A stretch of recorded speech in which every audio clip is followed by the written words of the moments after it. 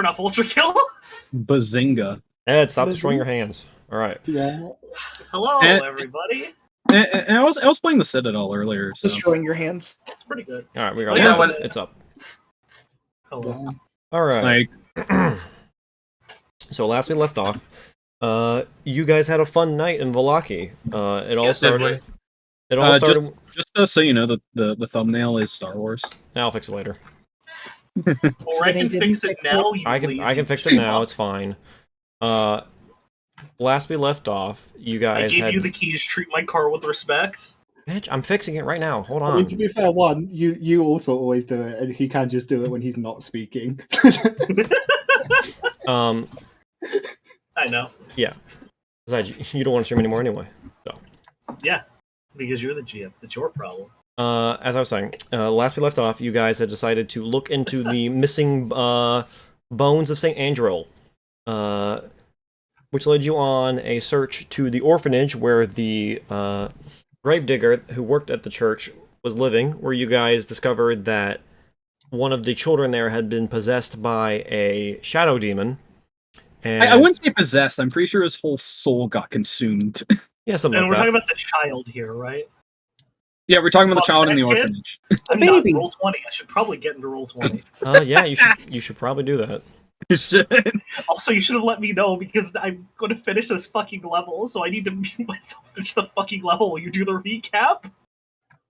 Yeah, I like how everyone's still green because of that one joke for like 4 seconds. I mean, my character's color affiliation is green. So The fucking It's color black thing is and great. green. We Can I all finish the forgot. recap? I don't see color. After defeating the demon, you realize that the demon had a hook on the gravedigger as it was siphoning life from him. Killing the demon freed him from that, and he was able to reveal where the bones had gone to, which had gone to a man named Henrik, who is the coffin maker. Heading to his store without resting, you guys burst into his shop. One of you locked him in a coffin, while the rest of you proceeded to go upstairs and investigate his home, only to find out that the bones had been trapped, and upon moving the bones, you discovered that there were creatures of the night living in the boxes upstairs, and a couple of them also were in Town Hall. You guys then proceeded to beat back these creatures, and upon trying to return the bones to the church, you discovered a interesting woman by the name of Ludmilla, who you got into a scuffle with, but she was forced to retreat, and you guys were able to return the bones to the priest, who, as you guys were leaving that night, I assume you went back to the Blue Water Inn after everything. We kind of just cut off. We kind of ended while you guys were just resting in the church. I'm trying to remember how dead was everybody by the end of it, because I know I still had double digit health. Ryan had gone down, but he had just gotten like a couple HPs, or if I recall. Let me check. Ed was pretty weak. Yeah. I'm at 17 of 34, and that was after I got a heal, I think. Yeah, everyone was pretty beat up. Oh, I'm at full. Oh, right, because I was playing Keep Away. Yeah. I was at like 17 of like my 43 maximum. Yeah, everyone got hurt pretty bad, so I imagine you guys also had to just go back to the Blue Water Inn to rest that night. Yeah. However, yeah, we'll get to that in a second. Okay. You guys did see that. Mr. Priest. What was his name? Why did I forget his name already? Good lord. Oh god. Father Lucian. Father Lucian, thank you. Father Lucian even though all that fighting had happened, he immediately got to work on reconsecrating the grounds with the bones, and told you that by mid-afternoon the next day, the grounds will be consecrated. And of course he also gave me a book whenever I was asking for. Yes, he also gave you a book that anyone was allowed to read, which was a copy of Lauren Andril, Standing Against the Devil, which, if you ever feel like you want to read, it's in the pins in the Discord. Now, is it a whole ass book, or is it like a pamphlet kind of thing? It's a whole ass book, but it's a whole ass book, but everything's think of everything written word for word, but it is pretty much think of a spark notes of his. I've basically given you a spark notes that you can read of the book. Gotcha. Yeah. So if you want to learn about Florin Andril or Saint Andril himself, that book is his life story, basically. I was going to be reading the before going to bed. I was actually going to be outside reading the book. Okay. I am attempting to sneak out of the inn to go back into the woods. Miss, did you clear the chat from before? And because I was just checking to see if I rolled my HP, and I have not cleared the chat. I haven't not cleared the chat in a long time. Okay, I did not roll my HP then. I'll just quickly do that now. Also, Ed, I did your level up for you, except for your HP. You need to roll your HP, by the way. Oh. I already added your... All you got was an extra attack. That was basically all you got. Let me check my... This might have been a cleric level, actually. Let me check. You don't have the plan, Mist. I don't have your The plan game anymore. plan. Wait, no, I literally sent you the plan. Yeah, I don't have it. I mean, Fuck don't you? It's buried deep somewhere in my Google Doc stuff, so I'll have to go look for it. Don't you check somewhere in your dish to get cleric stuff? Okay, so I start getting cleric stuff. Well, the PDF just crashed, so we'll never know. Rip and Roni. Make it not crash. Ooh! Ooh, Nice. Good for there's a you. big number. Very nice. And this is the only character I get that gets good levels. Also, I become a cleric level 7. Okay. So we good then, right? We good? Yes. It's almost like for once you didn't dump con. Yeah, right? Imagine not dropping Constitution. I mean, I'm a frontliner. I can't. Oh, also, I figured I was doing magic. Yes, and I figured HP chads over AC cells. I figured I was doing magic wrong, Ed, by the way. So I actually have access to all the spells. I just have to choose spells every long rest that I have access to. Yes. So I can now doing it like a wizard? Yeah, so technically I have access to heroism, which means I can give you... It's not that one. One of these lets me give you 2 extra AC. It's Shield of Faith. I can give you extra AC. Yeah, you can do that. So it's like we can just turn you to Iron Man. Yes. I mean, when the enemies have like plus 15 to hit, I don't think that'll save me. It's like a +5 or more. Okay, that's actually pretty okay. Better than nothing, really. Yeah, no. But, But yeah, Monica, speaking of Constitution chads, it's almost like that homebrew class I made. It's entirely centered around stacking con. Alright, so what is everyone doing this evening after returning home? I put you on your rooms. Feel free to tell me where you want to be, and I'll move you to where you want to be. Yeah, I'm trying to survey the damage to my armor and equipment. I'm trying to sneak out of the inn. I was actually going to be outside to some degree. I'm gonna sit here by the well. Wait, Ryan, weren't we sharing a room? No, we were not. No. He picked the super expensive room. Okay. All for himself. It looks like we're together. Yeah. We literally got... Kat are rooming. Edmund and Marcus are rooming, and Arthur bought the most expensive room for himself. You know. Also, Miss, am I? Because the thing with me is I can see what's in the room over here and in here. Because I can see like what's in some of the rooms. Or are you just those are amazing, but don't worry about it. Okay.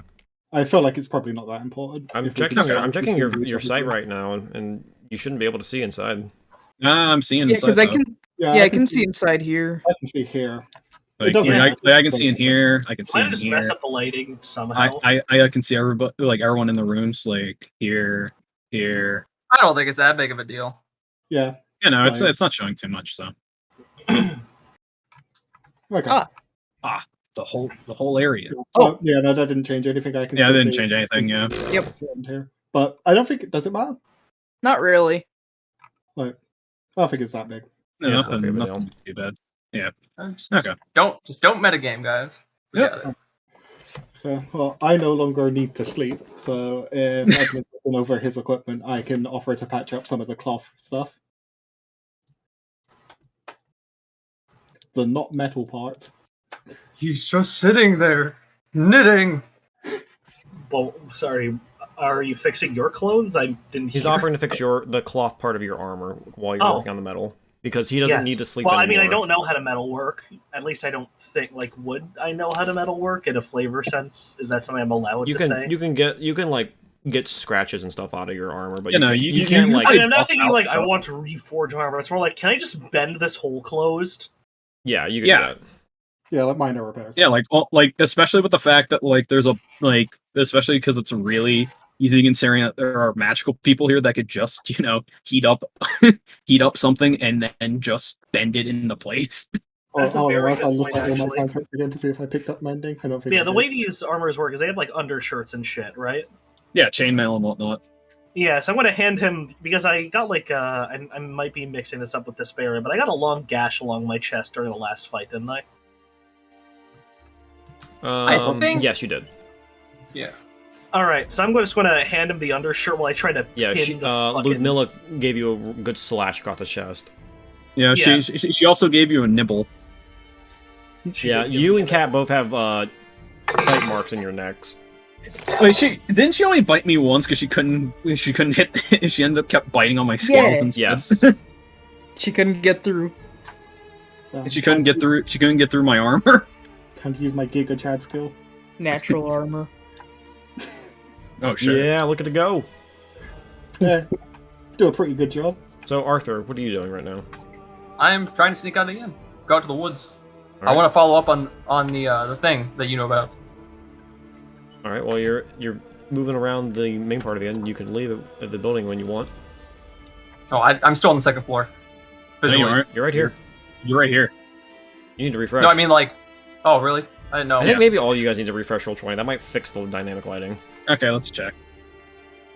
Beep, bop, bop, But it beep, cuts bop, out the bop. music though. I will restart the music.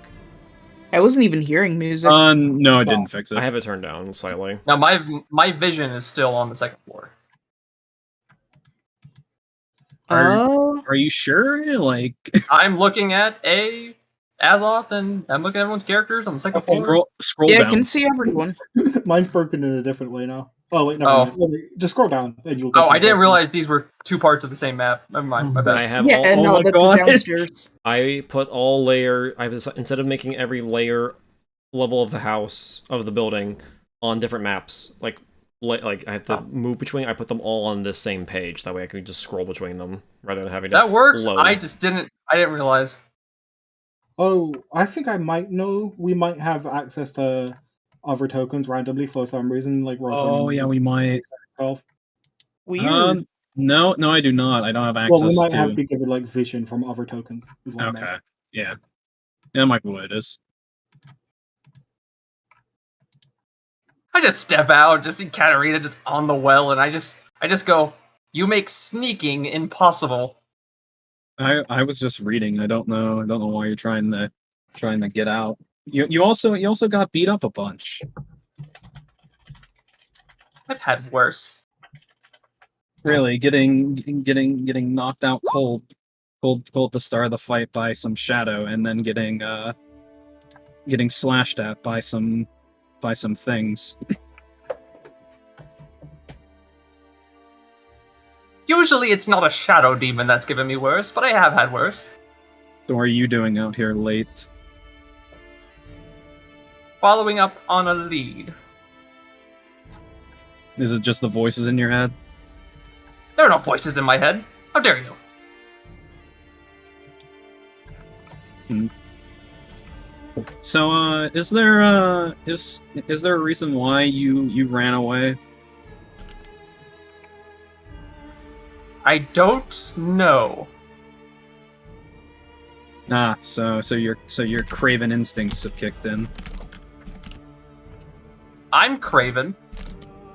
Mm-hmm. So mean. Coming from the person always hiding under a hood. I mean, I hide under this hood because if some people knew my face, they'd probably be more hurt than me. Speaking of which, what is going on under that hood? Well, me, of course. Don't think I haven't seen it. I've seen arrows bounce off you like birds off a window pane. That is just who I am. People call me cryptic. I mean, you're the one going under delusions and acting crazy. Oh, hold on a moment. He turns aside and says, "Would you shut up for 2 seconds?" And turns back. Go on. That's my point exactly. Yeah, but no. Why did you why did you run away when we were tracking after that last remnant of the ones in the coffin maker shop? Another lead. Hopefully, the next one won't be useless. Was there anything suspicious there then? Oh, hold on 1 second. Listen, I understand, okay? I get it. Thank you. But I'm in the middle of a conversation here. Have some respect. Go on. Very on the nose today. Was there was there anything suspicious or anyone suspicious when you were going the way that you were? I don't remember. I mean, if you're going to be What was his name? Brother of Keter. I'm asking him in meta. What was... You're talking about Vasily? Thank you. Vasily showed up after a while, but I don't remember anything that happened before Vasily showed up.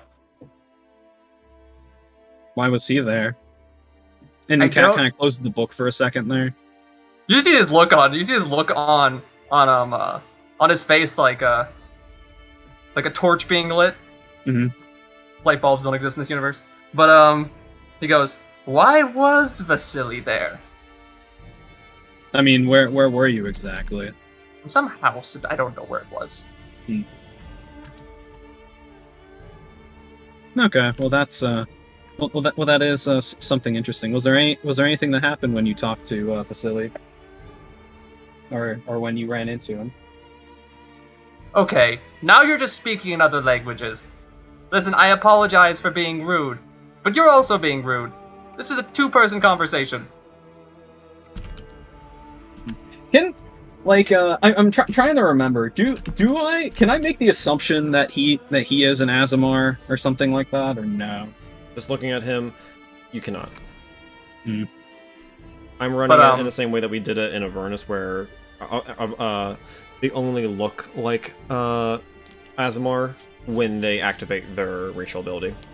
Okay, and he didn't, and he hasn't done that yet. He used his cleric one. Well, there is a glint in their eyes, but you would have to get really close to his eyes to see that. Well, I'm sorry, I actually got distracted by things. What question did you ask there, Monica? No, I was just asking in meta. Would I know that he's an Azamar? You've only heard the priest refer to him as a child of the Celestial. I mean that's pretty much like a decent hint to go like you're probably an Azamar if you're a child of Celestial. Yeah, you heard the conversation in the church between him and Father Lucian. You could narrow that down if you want. Yes, but no. Did anything happen when did you talk to Vasily when he was there? I sent him towards the square, although he never seemed to show up. That's a bit weird. He usually seems willing to help all the time, or at least trying to strike up conversation and help all the time. It's a bit weird that he didn't decide to help that time. But also Father Lucian referred to you as a child of Celestial. Are you an Azamar? I don't know. That might explain the voices in your head. What voices in my head?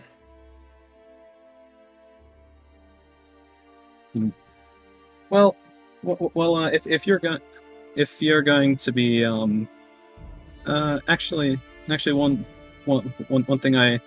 thing at least I know a little bit about Azamar. My father seemed to be very very interested in Azamar just because they had a very weird close connection to Celestials.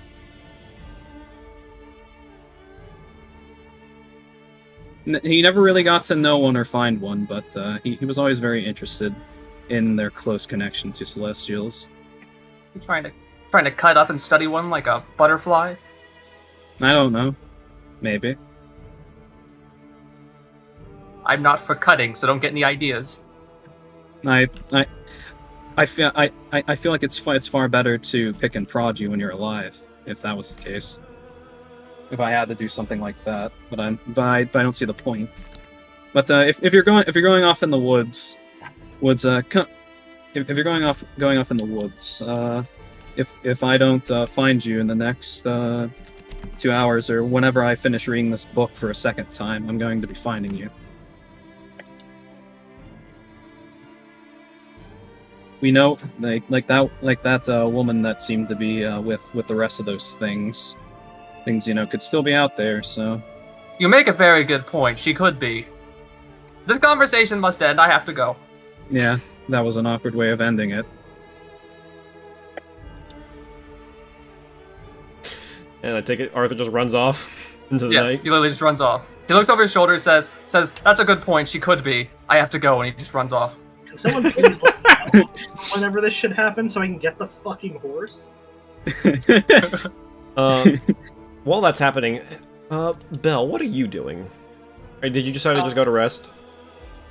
Or you're into your little trance state? A bit, yeah. He's just kind of lying down in bed and just kind of thinking about everything that happened today. Roll me a wisdom save. Alrighty. But, Shit, rolling a wisdom save. Oh, try to do better than I did last session. Nope. Nope. Rolled the exact same, actually. I think I jinxed you there. I apologize. fucked up of you, Ryan. We'll How be right could back. you? Oh, no. Oh, fuck. As you're laying there, Belle, in bed, you blink once, twice, thrice, and suddenly you're in a room that you somewhat remember. It feels familiar, yet distant for some reason. You're in a circular room. The walls surrounding you go up into what look to be pitch black darkness. The walls surrounding you are nothing but books and shelves. They go up as high as the eye can see. Think like the Library of Babylon. You know that image? Yeah. How it's just like books, and they just go up into the sky and into darkness, and you don't even see the end of the books. Yeah. It's like that. And as you're standing there, you hear a splash. And then a second. And then a third.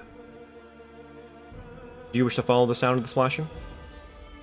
Very much so, yes. Okay.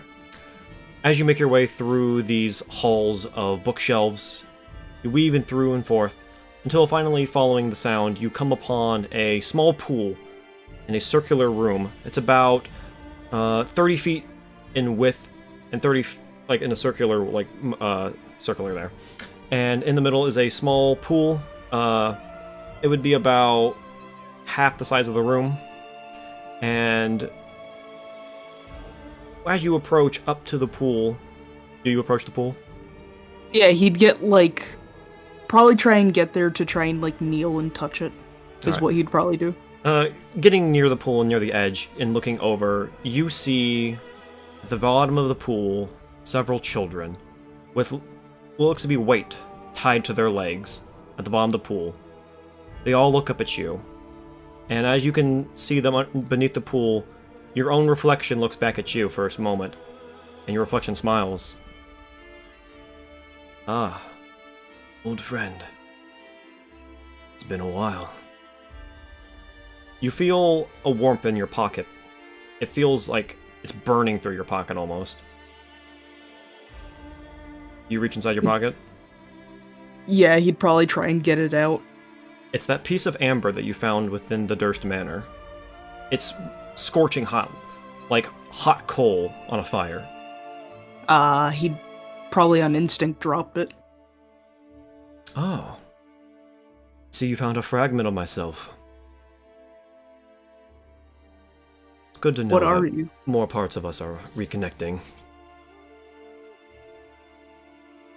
What are you? What am I is a complicated question, my friend. But you and I have met before. Don't you remember? All those years ago? He just stares. And then you can see the children, you can see bubbles starting to come up from the children. I remember this experiment. What a fascinating one it was. How long was it that they were under for? Long enough. Yes. And with that, you suddenly see your reflection come out of the pool and pull itself up from under the water. It's basically a duplicate of yourself. He'd probably be backing up, just kind of apprehensive. Do not fear me, my friend. We both desire the same thing. I doubt it. Oh? Do you not desire knowledge? To know all that there is?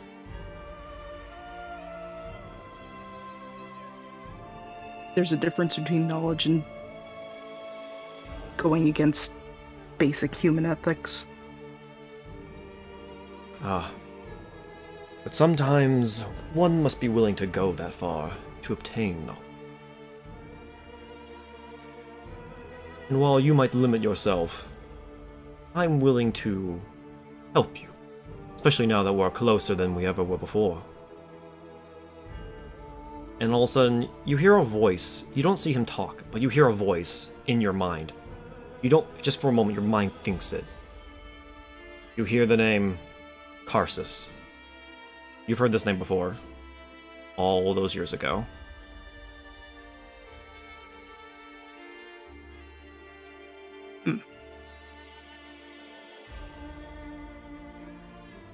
I brought you here to my dominion for one thing, my friend.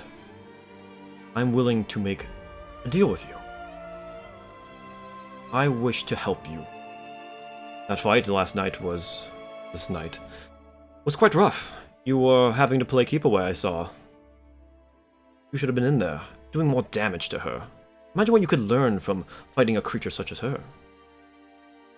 You aren't supposed to be a monster slayer, are you not? And yet you did not slay the monster. It had a priority. Something that was more important than, well, at the very least, trying to learn more about her at the moment. It wasn't exactly a situation great for studying. Very true. But, my friend, you and I have been together for quite some time. How about, for keeping me around for so long, I give you a portion of my power? In exchange for what? Nothing for now. But, should you wish to have more, I'm always willing to make a deal. But this one is how you say, on the house.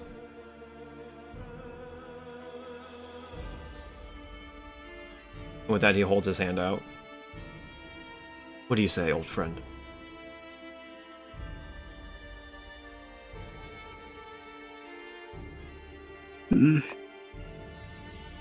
Well, I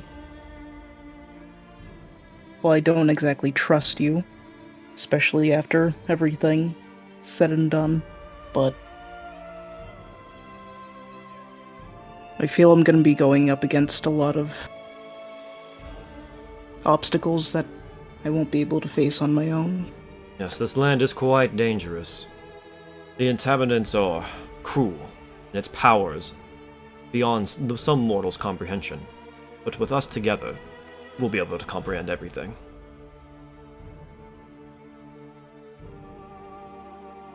So long as I'm the one that's in control of everything I'm doing, then that's all that matters. You're the one in charge of the show. I'm just here to help provide knowledge.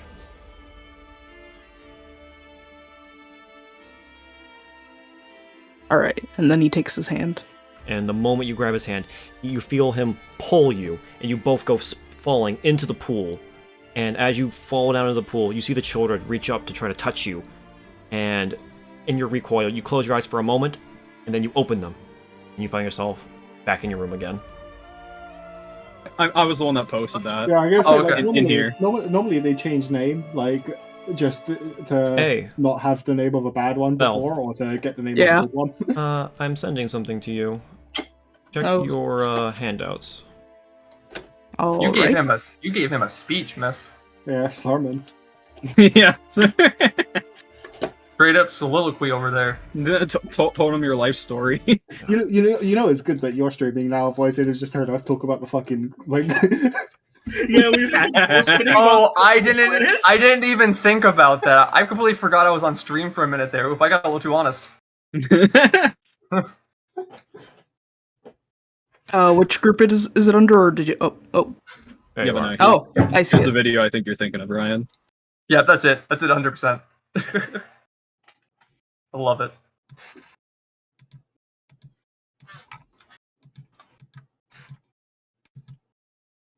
Tambourine of approval.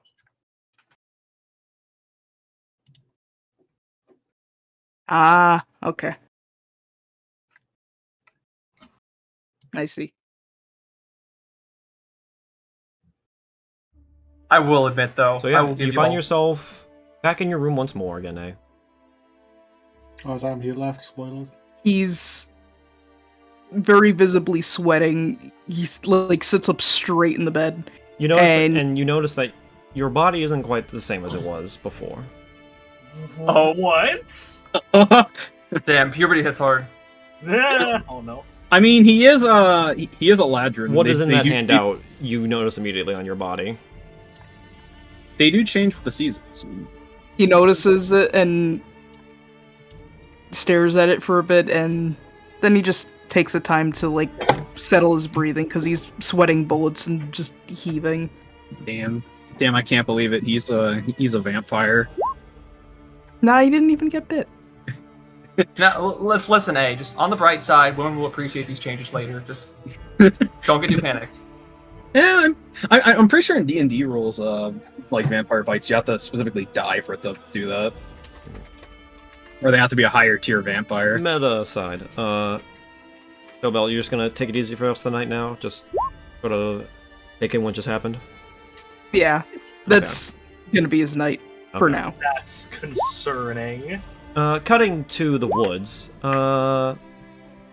Arthur, you have, after about an hour or so on foot, trying to track your way through the woods, you're trying to find that spot that the voice was guiding to you? Yes. I'm gonna use the bathroom real quick. I'll be right back. Okay, roll me a survival check to see if you can find it real quick. This determines how quickly you can find it. What, the bathroom? I was also as I said earlier, I was going to try and see if I could find him after like 2 hours or when I finished rereading the book again. Okay. Oh, nice. Oh, you find it immediately. While the voice, what you heard, are sorry. While the voice is not speaking to you anymore, you are able to find the location it was asking you to go to, and you find a small, I would say it's about 20 feet by 20 feet clearing in the woods. It's nothing too rough. There's a couple rocks in the clearing, and that's really it. You don't see anyone around. There's nothing too visible besides the rocks. Well, I'm here. Throw me a bone. And it's all you hear is the sounds of some frogs in the distance croaking, and some bugs in the distance. Highly unprofessional. I guess I'm gonna search the clearing for anything interesting.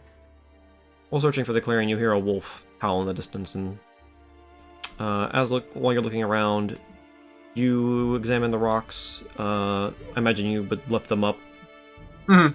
Lifting them up, all you find are a couple worms and some other bugs underneath the rock and soil.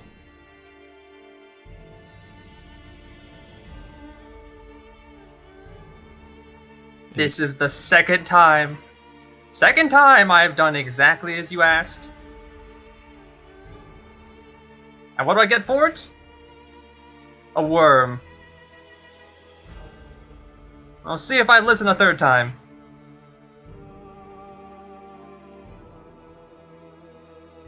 I take it you head back. I feel like I should do something while I'm here.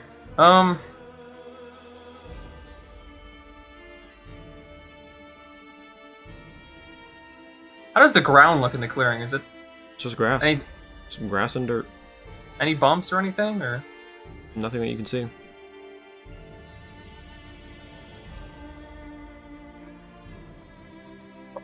kick a rock and start walking back. Okay. I would say you return about 2 hours later. So going there and then back was 2 hours.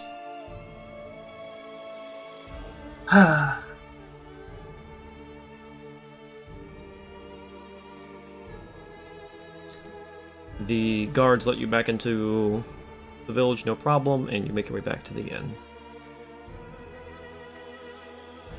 Kat, about this time, you would probably be finishing up your second reading of the book as you see Arthur return. Ah, well, it looks like you showed up just in time. I need to stop listening to people. Well, I maybe you shouldn't be listening to the voices in your head. I don't have any voices in my head. Says the one who's been arguing with himself. Listen, just because you overlook the other people around doesn't mean I do. Try being more observant. I mean, I have been. It's just that I'm not blabbering around and swinging around a morning star or a sword. I don't blabber.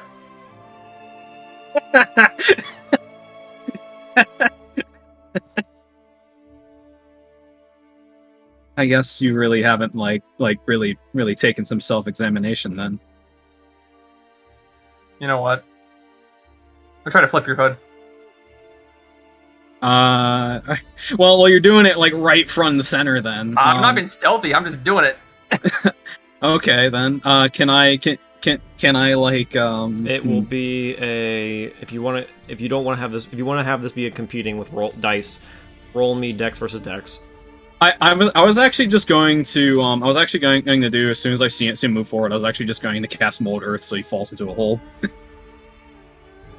It'd be more like he just steps into a hole and falls. Yeah, no, exactly. It's not like Team Rocket level of like a big hole that you fall into. Yeah, it's a 5-foot hole. Yeah, it's instantaneous. It's still pretty deep. When I start falling, can I grab her leg and pull her in with me? I will let you roll a dex on that. Okay, just cast that.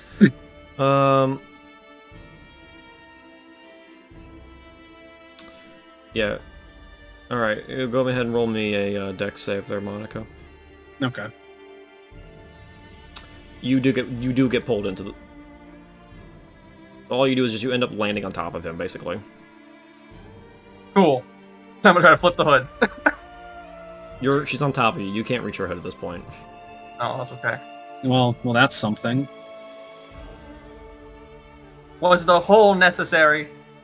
I mean, if you're trying to approach me like you did, as I said before, I cover this up so people like you don't get hurt. It can't be that bad. I've seen ugly people before.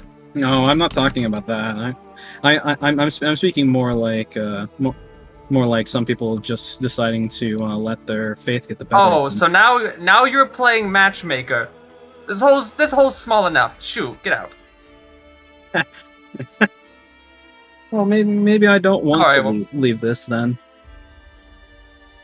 Maybe you want a little bit more of a conversation. Also, just to say, okay, this book does actually mention some of the does mention that the Morning Lord and Mother Night are just local names of Lathander and was it Serene? Selun? I'm trying to remember the name of the moon goddess.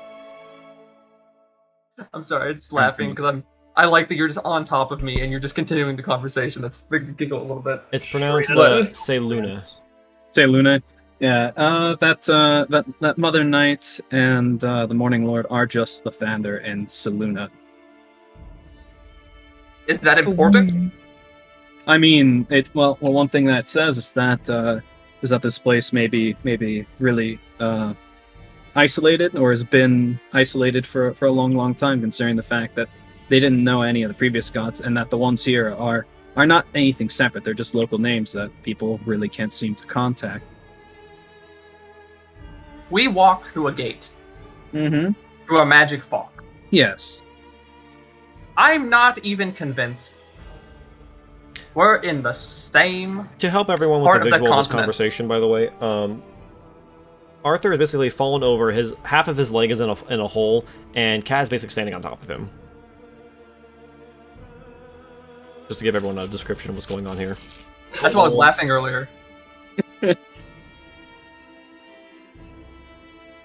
I mean, like, whenever you think about it, Arthur could just use his dark vision and see part of my face under the hood. If you'll allow it. I mean, there's nothing really obscuring it. I'm basically standing on top of you. If you want to roll perception to get a good look, You can Sure, you can let's see do this it. basically. I would say you don't even need to roll perception. You can just see that. You know what? I'm gonna cast. Never mind, that takes 10 minutes.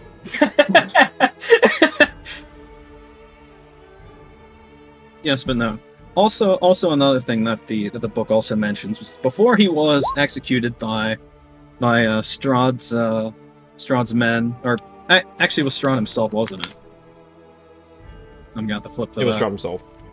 Yeah, before he was executed by Strahd himself, it was a basically the Morning Lord's lights came down and blessed his body, which says that maybe this fog or the overcast above us wasn't there before. Wait. You said Strahd executed him? Yes. How old are these bones? The date says. Oh god. I just opened it, and the date says Saint Florin died 351. How old is this Strahd character? I don't know, but if you would answer a question, how what year is it? Oh, I haven't known that for a long time. Ah, well, you're helpful. Yes, I'm just a bountiful bucket of help for the person standing on my breastplate. I mean, I could just put my boot on your throat. Hot. Sorry. Anyway, so my brain turned off for a second there. Do girls stepping on you turn off your brain? Apparently so. We learn new things tonight, everybody. All making discoveries on the adventure of life. But, I'm mostly just pondering if I want to do something. Be a real dick move.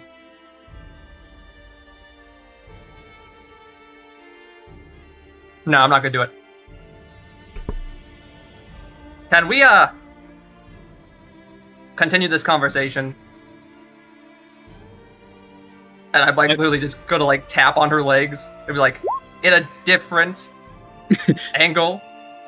I mean, there's nothing really else to add other than this place seems to be cut off from of course some of its gods. The overcast wasn't here before, and Strahd, either whether that being a title or a person themselves, has been around for a long time. What? You think he's like the other things we fought? Who knows? Who knows? He could just be a lich. He could be something else.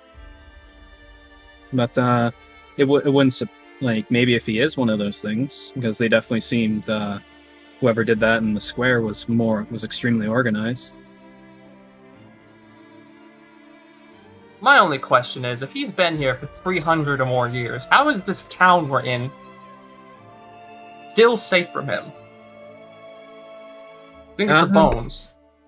I don't know. Maybe he's more of one of those weirdos who likes to watch people suffer for his own amusement. Oh yes, you would know all about that, wouldn't you? Yes, I would. Well, I would know more of my own pain, not the pain of others.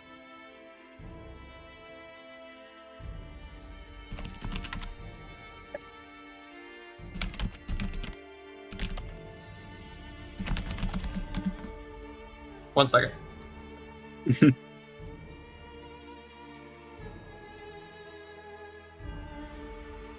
And no, I do not act the way I do for the amusement or the pain of others. It's just to make sure, as I said before, people keep their distance and don't get hurt by me.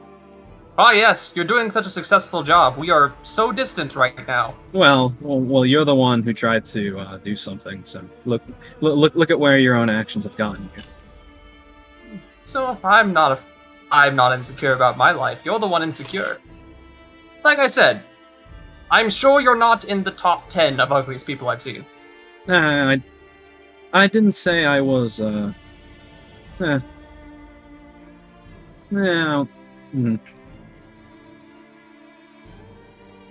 are several like campy movie scenes that end at this ends in like a jump scare or something. Yeah, Strahd pops out of the well. Strahd pops out. Excuse me, you two. This campaign is rated PG-13. Oh shit! Oh. Oh yeah. Strahd hops out of the well and starts melting because acid. When I played a little bit of Curse of Strahd previously, my friend made Strahd a little funnier. Mm-hmm. He was a bit of a joker. He liked fucking with us more actively. Mm-hmm. He really liked making Strahd rearrange our room while we were gone. And make fun of our possessions, like our judgmental mother. Oh, that's great. Because the dude was bored. The fuck else are you going to do in Barovia? I mean, Yeah. I'm still not convinced that our escort, what's her name? Vasily's Irina. sister. Yeah, I'm still not convinced she's not just Strahd, guys. Well, no. Irina is not Vasily's sister. Irina is the sister of the now Ismark. lord of what was it, the town of Barovia, because the dad got murdered because he tried to rebel against Strahd, and he got pretty much murdered. That was the grandfather. Oh, it was the grandfather? Okay. You found the father dead in Durst Manor. Him and Irina went around collecting taxes, and they went to Durst Manor to collect taxes. And while inside, they got trapped, and her father died. Oh, It was their grandfather who rebelled against Strahd, and that's why the townsfolk were not helping Ismark look for his sister, because the townspeople blamed their family for causing all the issues that that village was suffering from. Okay.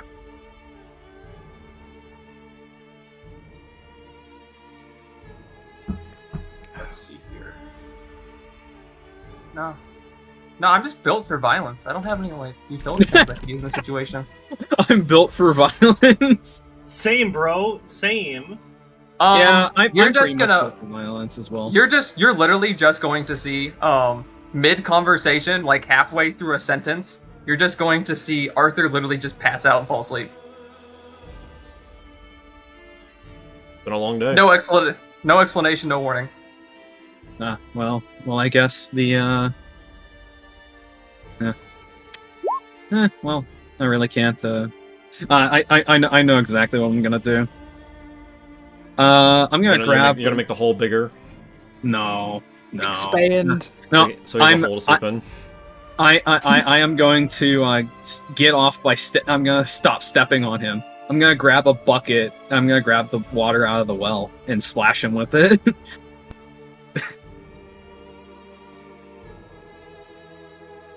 So I'm gonna get some water out of the well and then just splash him with it to wake him up.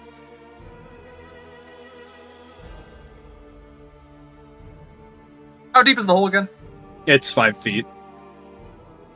Yeah, you just hear the hole. You just hear, "You absolute little demon!" I'm gonna start climbing out. This is now war.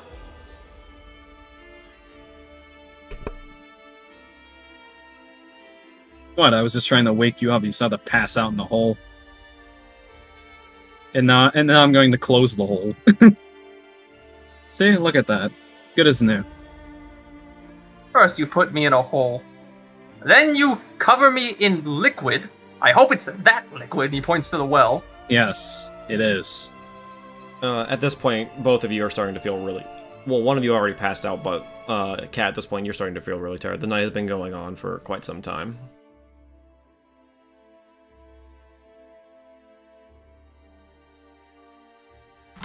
Perhaps it's time to call it a night. Well, Free the man. well, it's been well, it's been a long night, and I'm going to be facing him as I'm like pretty much backing away. Literally grinding his teeth. Hey, would you rather be sleeping in a hole or a nice, comfy bed? I'm going to find out what it is about you. I'm going to learn what's under that hood. Mark my words. Point to the bucket. This is war. Then you're going to be a dead man, then. But if you really insist on that. Aren't I dead already? No. Oh, really? What made you think you were dead? Who's really alive? That's not sus. Probably. You really are a crazy one at that. He literally shrugs his shoulders. Also, and as she gets like right here, she says, also your statement about this means war, or I already have plenty of enemies, so like your statement about war doesn't really intimidate me. You don't need to be intimidated. All right. Yeah, you're right. He starts to say that, and he stops, and he literally turns to his right, and like with like making like two like karate chop hands. Literally goes, "Now's not the right time for this. When did you become a matchmaker?" Oh god, ew. Are you really that kind of person? You really are weird. And I think that's a good point to call it. The night Yeah, time. no, that's. She just does the. She gave a look of disgust. What's that fucking meme? I can't remember the name. Hold on. She looked like she was looking at walking garbage. Yeah, that's what she does, and then she just walks away. I have to imagine. We'll call it, and then we go from day to night.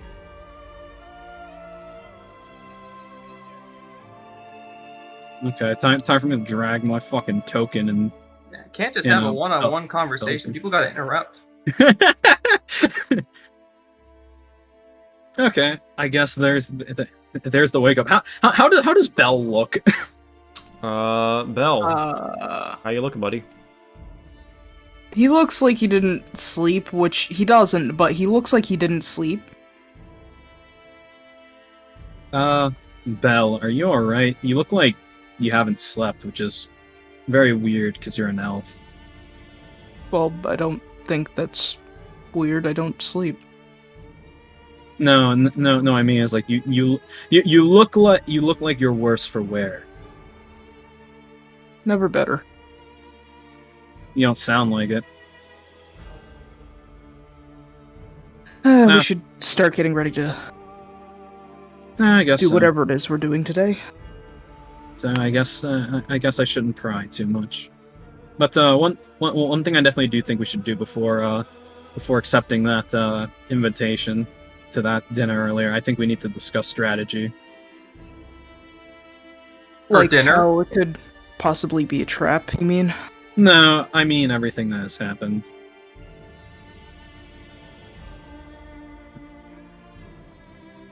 Do you think there will be any more of those monsters around? Is that what you're thinking? Well, it could be that. It could also be it could also be we need to make sure we all have the same idea on what's going on here. In this book, and Cat kind of like pulls up the biography on a course, frickin' Andril. This book answers a few questions I've had about this place, so I feel like we need to discuss it and a few other things as well, and where to go to next after the dinner. That'd be a good thing to discuss with everyone and find out what you've learned. Also, I feel like we need to do it a bit more in private. We'd rather not. I'd rather not want people knowing our next move. Because given the fact of who we had to deal with earlier seems to be disguising themselves as someone else. That's a fair point. Is there anywhere you think we could gather everyone in quiet? probably one of our rooms then, right? Unless someone else knows another thing. But I think we can discuss that at breakfast. Oh yeah, didn't Arthur get the big room to himself? I don't know if it's a big room. I know it's the more expensive one. Oh, that's something we can figure out with the others. Yes. Okay. Let us go to breakfast.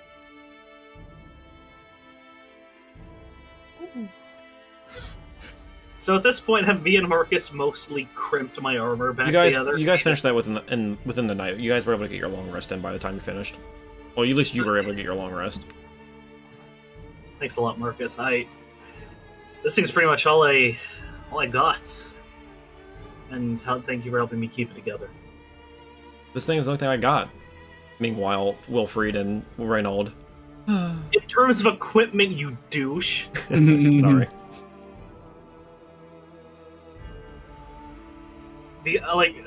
This is me giving y'all some meta knowledge, but Which one's the squire again? Reynold. there's basically nothing on Edmund's back.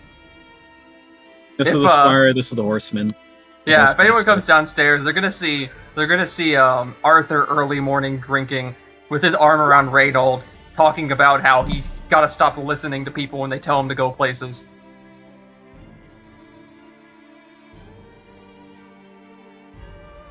Marcus and Evan, what were you guys doing?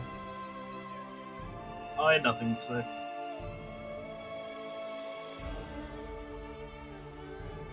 Oh, you're not coming down?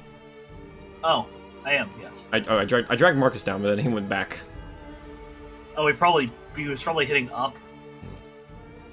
But yeah, as you guys come downstairs, you see Reynold, Wilfried, Reynold and Wilfried are at the bar having their breakfast. You see the man Rictavio at the bar as well, eating. Bards. In the corner over here, you see Irina having breakfast with Vasily.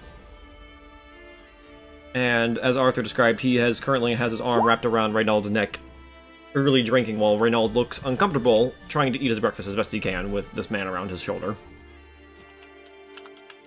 Reynold, would you like to move over here with me? Please, thank you. And with that, he just immediately gets out of the arm and moves to the other table. Good, that's my boy. And with that moved up, Wilfried moves down.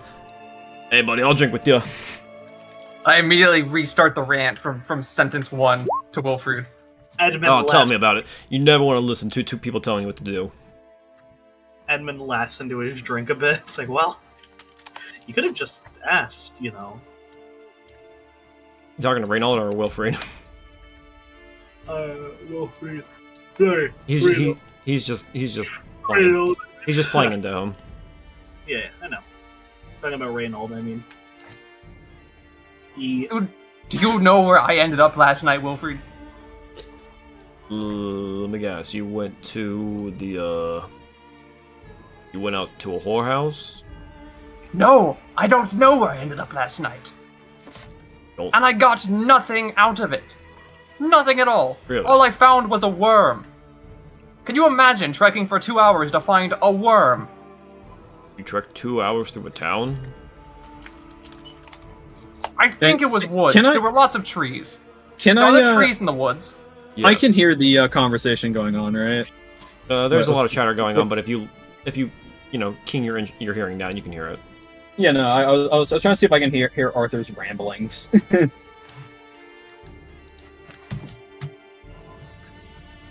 But yeah, in the corner you can see that Vasily and you guys can hear Vasily tells Irina a good joke, and she starts chuckling to herself. Those two seem to be having a good time. Okay, I am going to do one thing. It's a good thing it's a cantrip. I am going to cast a message at Edmund. Oh. I am going to be telling you we need to before we go to dinner with those enemies of the Baron, we need to discuss strategy and everything that we know. Okay. And we also need to find. We're either going to have to use our rooms as a secluded spot, or if anyone knows anywhere that is secluded from everyone else. That's big enough. And I can respond back. Yes, you can. Yeah. Mm-hmm. Ness, from my previous adventure with chasing Arthur through the fucking woods, do I know any clearings where we could get a good line of everything around us? Where you were tracking through, you didn't find any clearings per se. Mostly just empty woods. But also, people have also advised you to stay away from the woods as much as possible. It's kind of dangerous. Yeah, that means not a lot of people follow us there. So is that what you're trying to make a suggestion? Is the woods? The woods, yes, and have just stay on the move, pretty much. Yeah, I don't think we need to. I don't know about. I don't know about. Okay, guys, Go ahead. one at a time. One of you, please. Monica, Okay. go. Yes, go. Okay. I don't think the woods would work out. There could be people that we don't want to, or people who are fine enough in the woods would be able to hear our conversation strategy, and I feel like we shouldn't do that. But maybe one of the rooms would work. And now I'm just gonna use message and do the same exact thing to Marcus here to see if he has anything.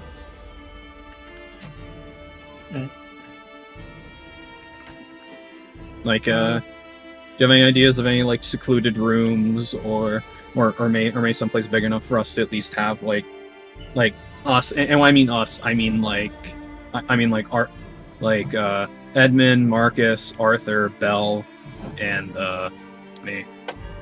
Well, in my experience, crowded places tend to actually be the most secret. People don't really pay too much attention to what's going on around them if you aren't acting suspicious.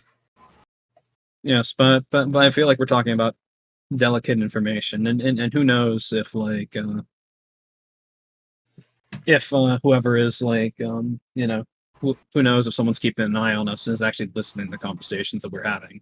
That's why I'm using message here.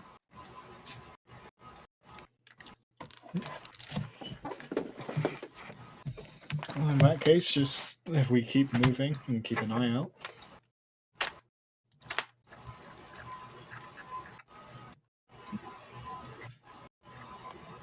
I don't need to speak about what we're speaking about directly, do we?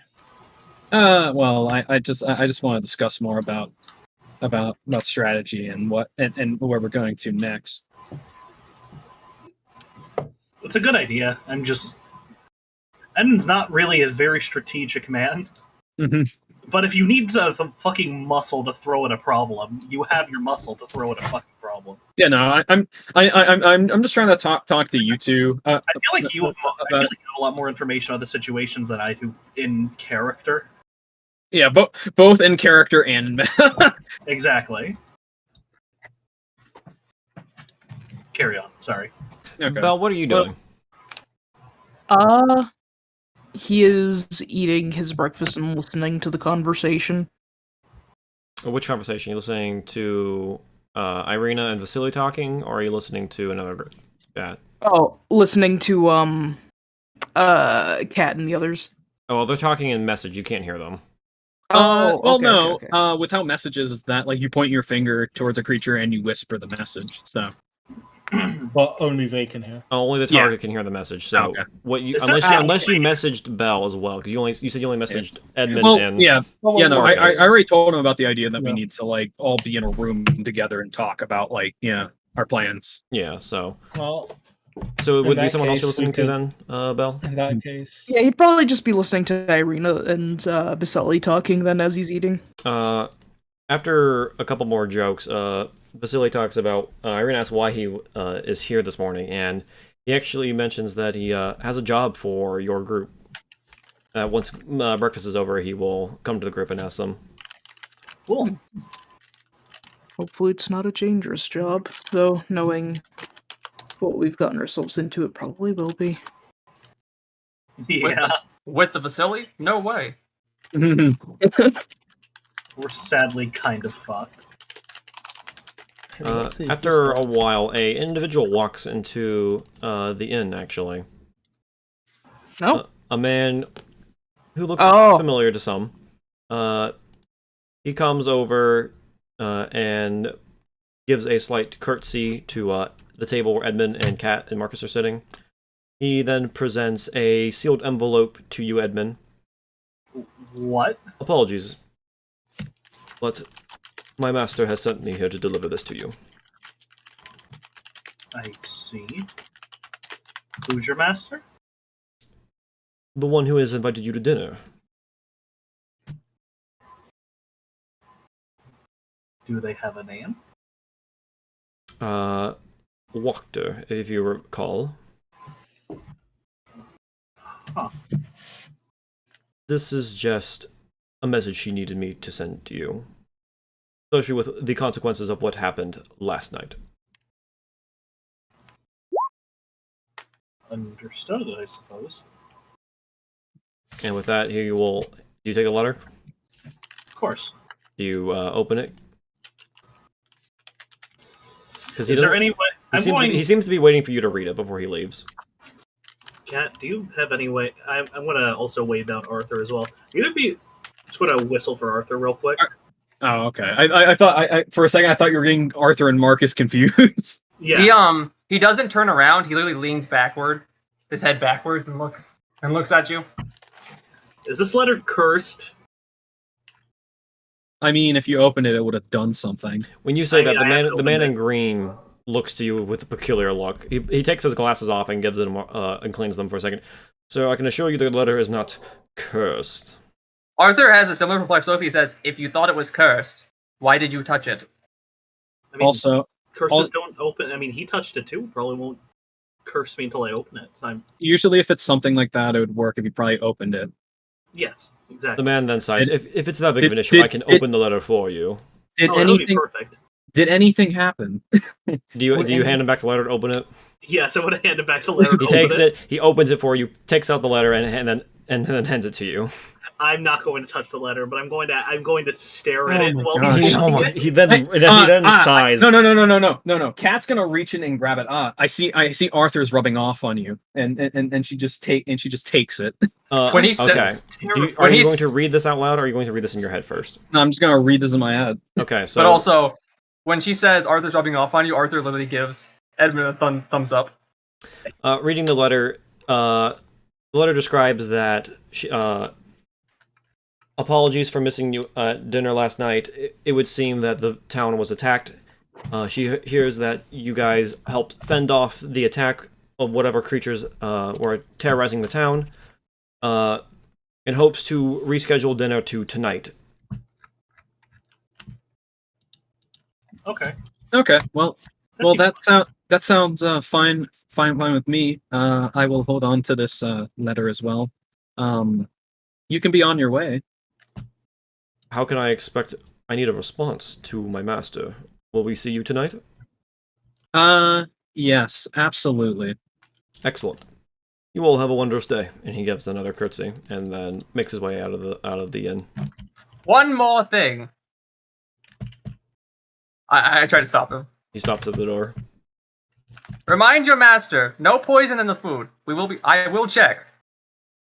He doesn't even turn to look at you. He just opens the door and walks out. And Cat just leaves just a sigh. meth heads.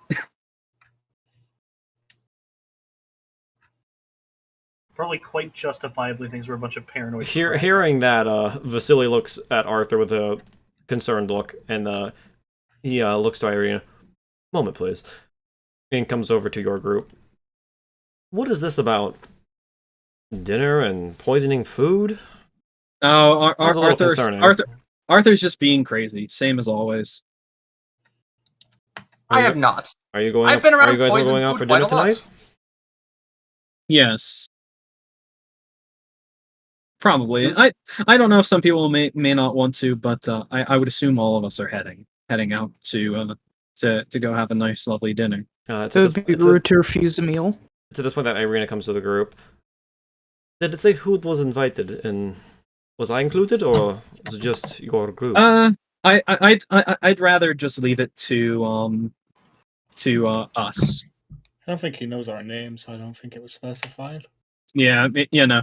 I'm pretty sure they were just meaning us, and like probably not you two. Why you two, do you mean Vasily and Irina, or do you Yeah, mean... Vasily and Irina. Yeah. Yeah.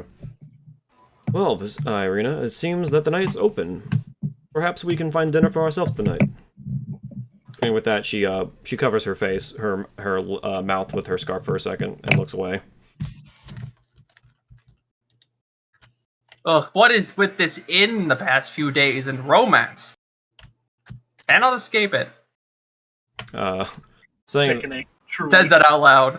So yeah, I saying that out loud, Vasily looks to you. Romance, my friend. It's just two friends having dinner together. And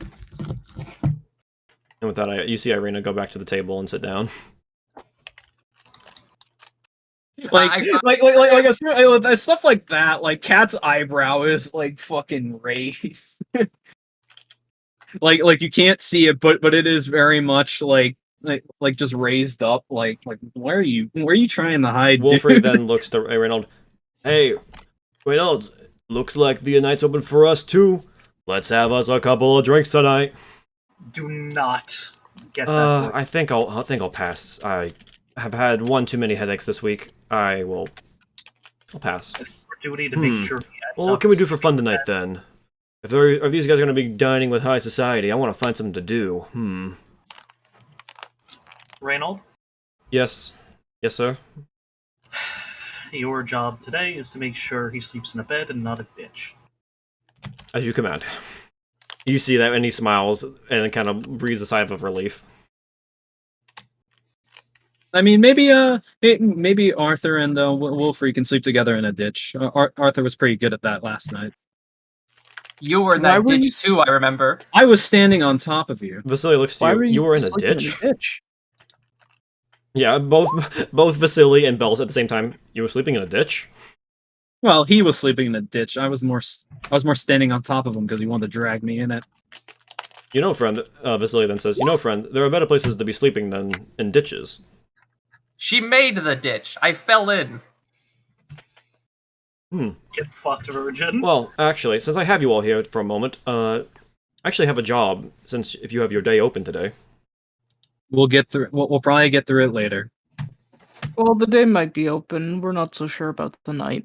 Yeah. What's the job? I just need help with some caravan problems I've been having. Well, helping caravans is something I'm very familiar with. Aren't you just a simple one-man courier, though? Yes, but I am also, I have connections with several of the merchants here in town, and I work for other merchants in overseeing that goods are traded throughout the towns. I don't know. I have bad experiences with being a caravan guard. Everyone died. It's nothing. I don't need you to go escort a caravan or anything. I need you to check and see on a caravan. And do you have any ideas where that caravan might be? Yeah, I was getting to that. I have an associate by the name of Zenya Romanov. She is a Wallachian merchant who has been working in town for quite some time. She is one of my clients, and recently I've not heard any word from her, but she possesses a ledger detailing her transactions and accounts, and I need those for my records. If you could possibly find out if the caravan is still intact, and if possible, find Miss Romanov and bring her home, I would be most grateful. Okay. One thing that I'm wondering, just because we never really had a chance to ask her before. Do you actually just maybe some questions about you? Do you happen to have any family? Any family?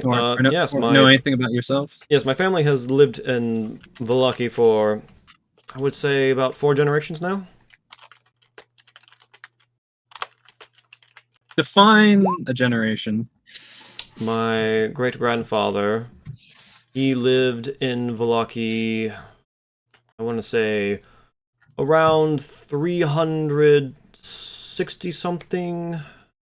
I'm quite fuzzy with the details. I haven't looked at my genealogy book in a while. And so on. Why is there any... Oh no, just curious. Actually, come to think about it, Vasily, do you know what the year is around here? Oh, the year? It is currently 375. I mean, sorry, not 375. 735. That was a mistake on my part. That wasn't in character. The current year is 735. Why? Just wondering. Hey, Marcus, what, Do you have What- a different calendar from where you come from? yes, and this was the thing I was trying to ask Arthur, but he wouldn't answer clearly. Hey, Marcus, what year is it? I believe it was 1430 something when we left. Unfortunately, I don't know the exact date because Strahd takes place. I'm pretty sure it's 1491. Right, Miss? Double checking real quick. Yeah, Yeah, just no, me. I'm because I know it can't be the 1430s. It is currently 1491.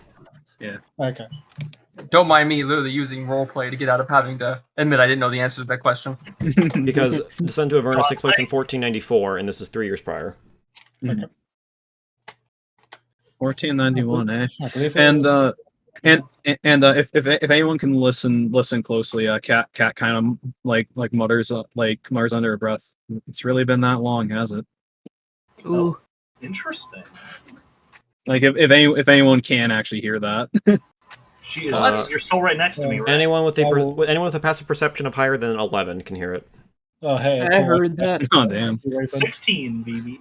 Yeah, same. Yeah, same. I have to relocate that on my sheet. Nope, I don't hear it. Whatever it is, it's like. Are you one of those folks who lives a long time, or? I don't know what I am, and I'd rather keep it like that. Ah, And I'd rather not let someone like you find out. Yeah, thinking to myself, I'm just thinking 700 would be old even for an elf. What? Do you have any other I- questions about the job? Trying to Uh, go back onto the topic that Vasily seems uncomfortable with that coming up. No, I was just asking stuff that was a bit just a bit personal to some degree, and yeah, no. Do you know which direction they head off to? Whether it They was, like, headed north, towards the south? village of Kresk, so it will be to the west. Do you happen to have a map? Yes, I do. Yeah, well, actually, I gave you that map a couple days ago, did I not? Who has that map? Not me. I will roll a die. Because I'm pretty sure I don't have it. Pretty sure it's either Bell or Edmund has it. Marcus, you have it. Marcus has the map. I had to take it out of my No. pad. Oh, well. There we go. I guess we do now. Yes, if you see the trail on the old Selvage Road, it takes you to Kresk if you keep following it. I believe she left around 3 days ago. She shouldn't be any kind of like... We will move the map so I can... You want to look over here at the map over here. So, Valaki is here. Yes. She left around 3 days ago. She shouldn't have gotten too far. Where is Crest on this map? Kresk is over here. Okay. Most likely, if something happened to her, it would probably be somewhere around here, most likely. That seems oddly specific. Well, the woods there are quite dangerous. There's been How rumors of knights roaming the streets and attacking people if you're not careful. Was it like the knight that attacked us earlier, Yes, like a few days ago? I've heard rumors that lately people have been seeing them on the roads. Usually they stick to the woods. Interesting. Didn't you also say you knew the direction of where like the fortress they might have been at was? Yes, it's that same area. Should be somewhere around. He points in that area. Should be somewhere around that area there. Okay. Okay, that's all I was wondering. Is everyone else fine with that? Oh, I want to add real quick. Should something have Romanov, I gave her a purse containing money to make purchases and change, and should the caravan be destroyed, as a reward for finding the ledger for me, feel free to take the coin purse that I gave to her.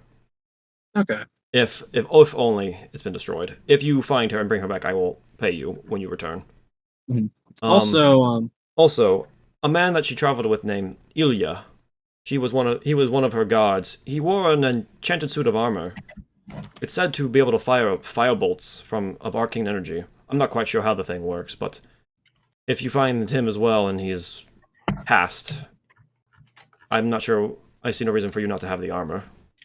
Condoning grave robbing doesn't seem like the best thing, with all due respect. Yes, but it is something useful to us, and we also have at least someone's permission to own it if they are dead, and that doesn't mean that they are or they aren't. Yes, Do I'm they hoping have they're any not, but rare possessions? I'm worried for the worst. Is all.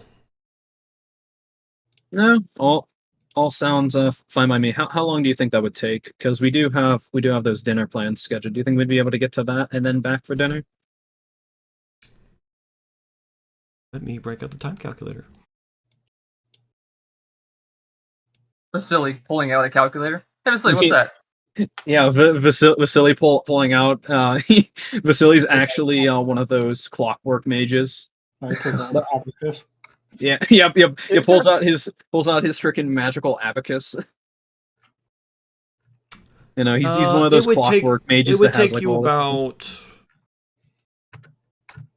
It would take you about maybe, if you're going at a slow pace, probably around 3 hours or so to get there, okay. and then 3 hours back.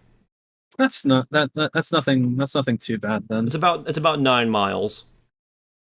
Yeah, no, then that's fine then. We will we will do that then, and then we will come back for what we have scheduled then. Right. If you'll excuse me, I have some more business to attend to here in town. Also, before you leave, do you happen to just going back to the whole family thing? Do you happen to know the name of your great grandfather who moved to Valaki? Oh yes, his name was Venwick von Holtz. Okay.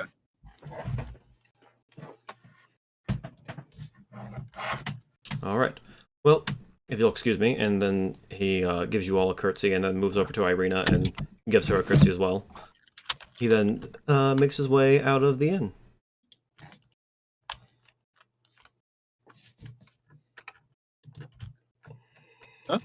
I enjoyed that my exasperation was able to give Irina secondhand embarrassment. So, it's about 9 o'clock in the morning. It'll take about 3 hours to get there, and then 3 hours back. So by the time you're done, it'll be about 3. about 3 or so, yeah.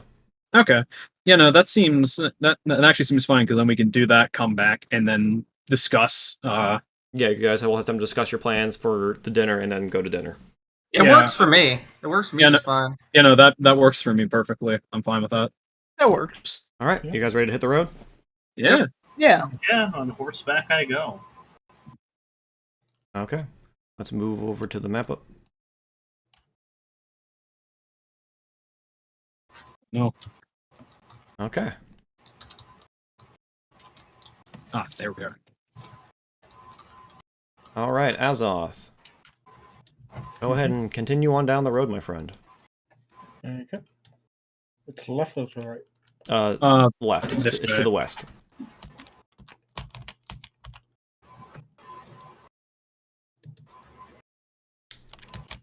This doesn't have dynamic lighting. No, it doesn't. It's just Yeah. I have to do it manually. But you are passing over a landmark, so I just need to read that out real quick. Gotcha. All right. Coming upon, you guys come across a crossroads, actually. The road comes to an X intersection with branches to the northwest, northeast, southwest, and southwest. The lower half of a snapped wooden signpost thrust upward at an angle near the eastern elbow of the intersection. The top half of the sign, featuring arms pointing in 4 directions, lies in the weeds nearby. You guys refix the sign? Of course. We kind of have. Does anyone have mending? Nope. I have Nope. nails, probably. Actually, no, Wilfried has nails because he has horseshoes. Oh yeah, yeah. So you guys can hammer that back together. Yeah, Lining do it that. back up correctly. The arms indicate Kresk and Zolenka Pass to the southwest, Lake Baratok to the northwest, Valaki and Ravenloft to the northeast, and Berez to the southeast. Guess we're heading towards Kresk. Yes, we are. West. You guys notice that you've never heard anyone mention Berez before, which seems to go this way. I mean, no one mentioned Cress until Vasily started talking. So Fair point. We are new to this place. Every place has not been talked about until someone mentions it to us. Uh-huh. Yeah.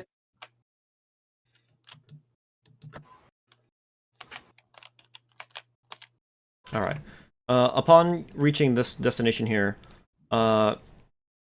you guys actually can look to the south, and you actually can see the peak of the highest mountain in this region, actually.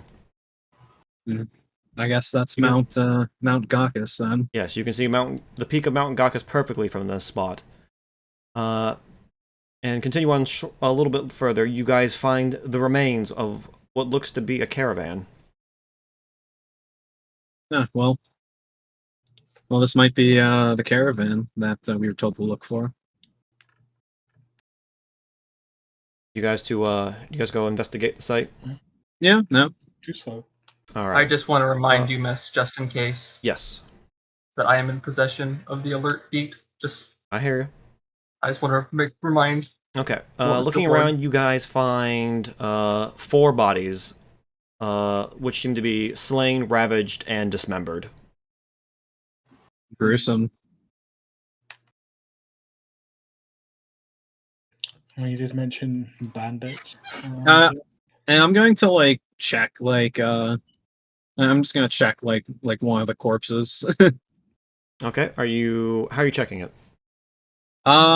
Just running through to see if I can find any either identification or what they have on them. Okay. Roll me medicine or nature, whichever is higher. That would be medicine or nature. Well, they're both the same, so I will roll nature. Looking at the... Oh, you actually beat both of my DCs. Looking at the...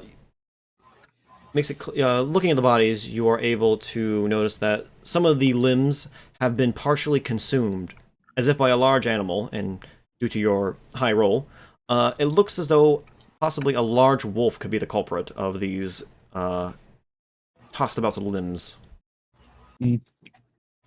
Well, it looks like it was wolves that could have done this, but it is quite interesting that what's it called? It is quite interesting that how they were dismembered. It could be something else, something wolf-like. Do any of the bodies match the description of the person we're looking for? Looking around the bodies, you do see a body wearing an arming double. Yeah, but no. Also, just to check, is there anything on the bodies per se? Yes. they have their belongings on them and other such things. On a finely dressed, dismembered lower torso and a pair of legs, you find a purse attached to it.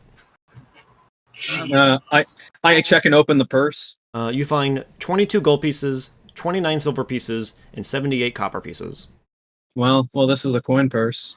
And particularly, you notice that the coins are unique to this land. They aren't like the ones that you have brought with you. Come on, the mintage. The mintage has likenesses of people and landmarks to this land. The gold has the face of what seems to be described as Strahd von Zarovich. The silver is inscribed with a woman named Ravonia, and then the copper is given Barov. What was the numbers on that again? 22 gold, 29 silver, and 78 copper. Okay. Post that there for later. someone just do the math and divide that up. Okay, well, this is the coin purse. I'll hold on. And also, and you find an this... individual wearing a arming duplet that's been shredded. His head seems to have been bitten off, basically making him unrecognizable. No, well, they actually might say it's definitely animals. Everyone here knows what an like... arming duplet is, right? Nope. An arming duplet is a thick, like, jacket that you wear under plate mail. Oh fuck. Could I tell from the bites what kind of creature it could be? I just said it. Yeah, Cat ID'd it being a wolf, and she has something that might be something else. He's wearing the clothing you'd wear under plate mail, but he doesn't have plate mail on. Suggesting someone stole the plate mail. You wish to check the caravan itself? I do. Yeah. Okay. I still want to run through like some of the other bodies to see if they have anything else. While Cat's looking through the body, Belle and Arthur check the wagon. You guys find between sacks of grain, you guys are able to locate a lockbox. And you also find textiles, hide, and dried fruit and fish. Who wants to try to get this lockbox open? And you also find a small wooden chest as well with a lock on it. All right. Okay. Miss, is there anything else on the bodies? On the body with the arming duplet, you find a key. Okay. I'll take the key. Arthur and Belle, are you going to try to open up the lockbox? I'll try to break the lock off of the wooden chest. Give me an attack roll. Oh God. You miss that. You go to swing at it, and you hit the lock, but it doesn't seem to do anything. Embarrassing. I'm trying to see what I have. How big is the chest? The chest is fairly large. It looks like you could probably put like a set of like a set for a bed. Like you would find like sheets, pillows, and cushions in there. Okay. I'd like to try and out from the coffin. I take out a crowbar. Okay. I want to try and pry it open with that. All right. Give me a strength saving roll. Oh no, I'm not saying. Give me athletics. Athletics, okay. Okay, I was gonna look through the rest of the bodies and then probably walk over where they're at. You try to open it with your crowbar, and you find it not being able to budge at all. Can I, Belle? Do you want some help? I would very much appreciate that. Pass me the crowbar, friend. And he does so. Okay.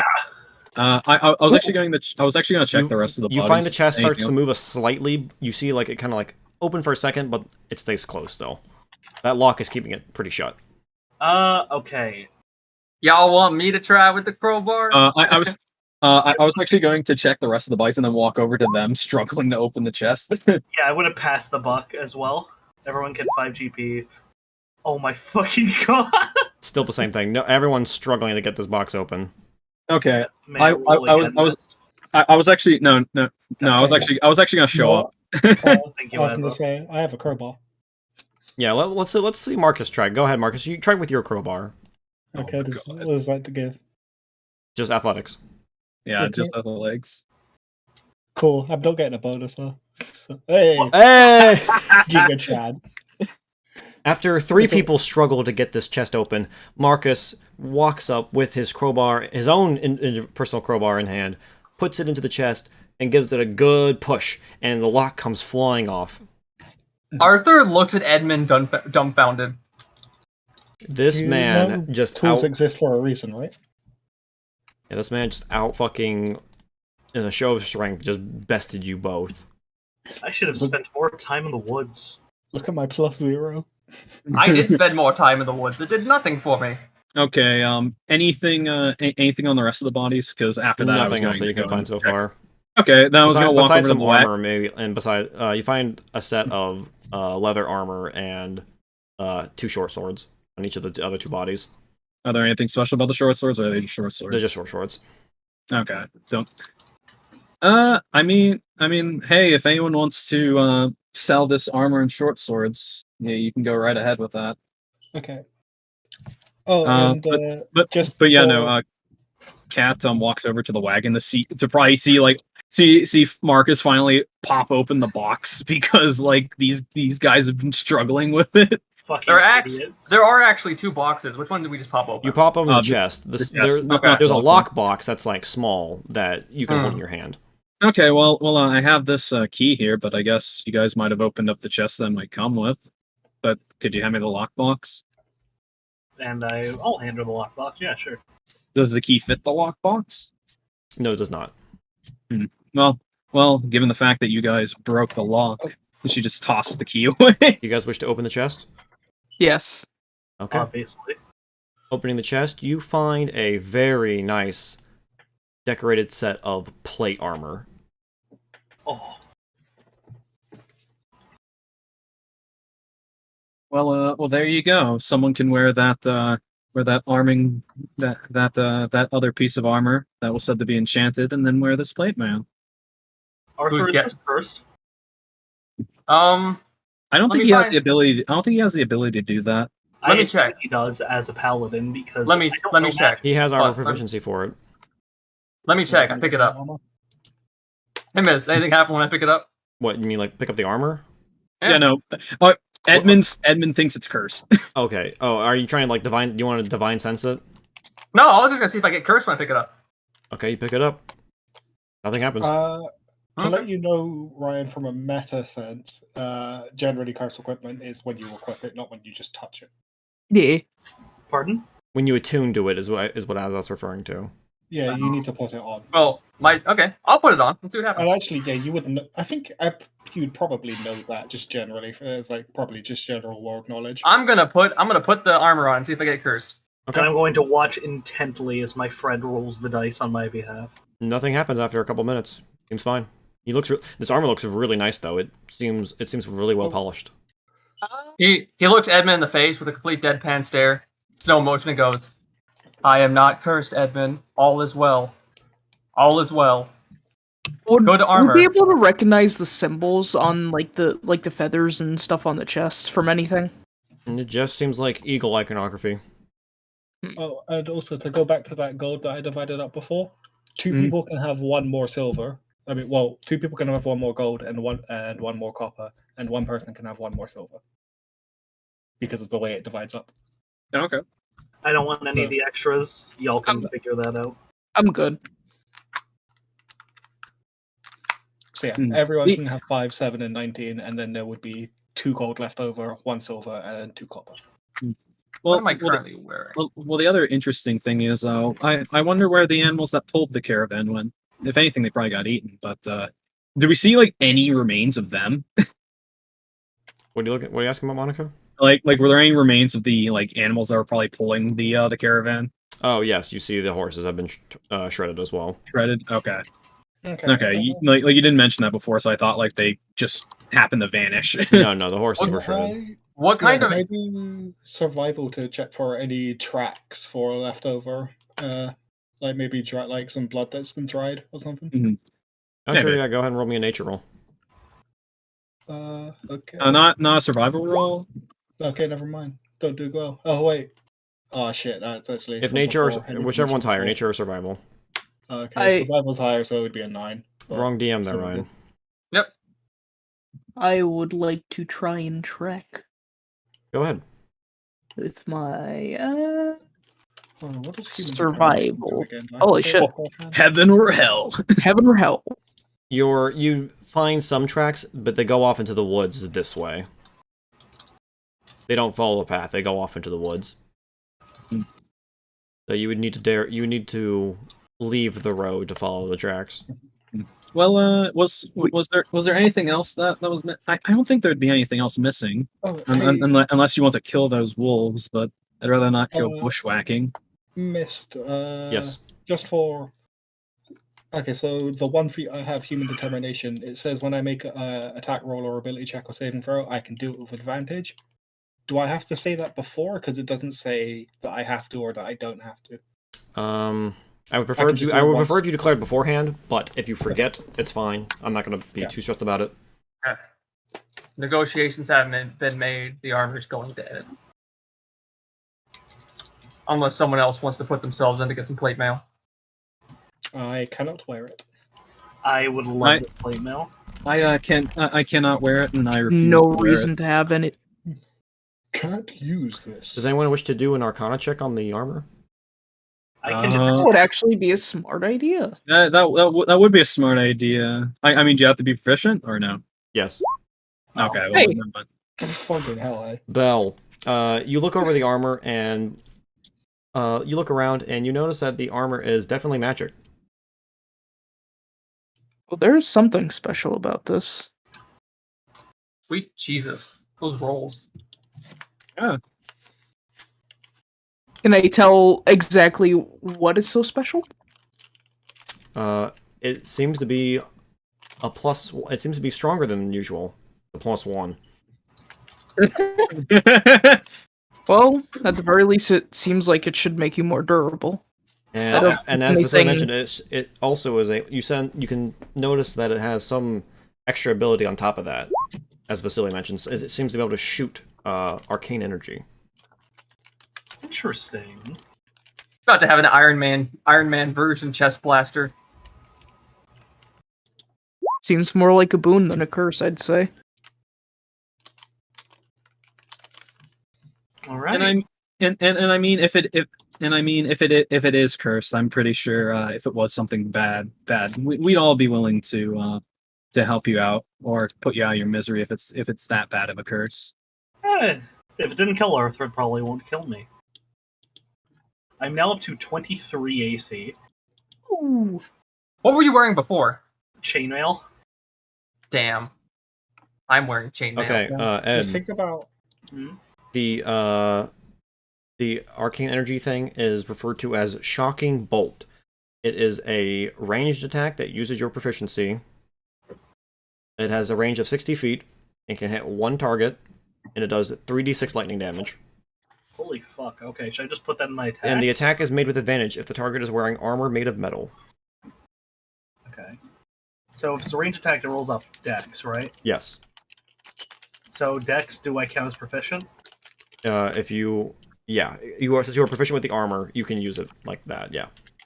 Yeah, so- range again, 60 feet. you 60 said? feet. Yeah, so it'd be 60 feet plus your dex plus your proficiency if you're proficient with. But it does with the not armor. work with multi-attack though. Yeah. So you have to either attack or cast. You can't use it twice. You have to attack and then wait.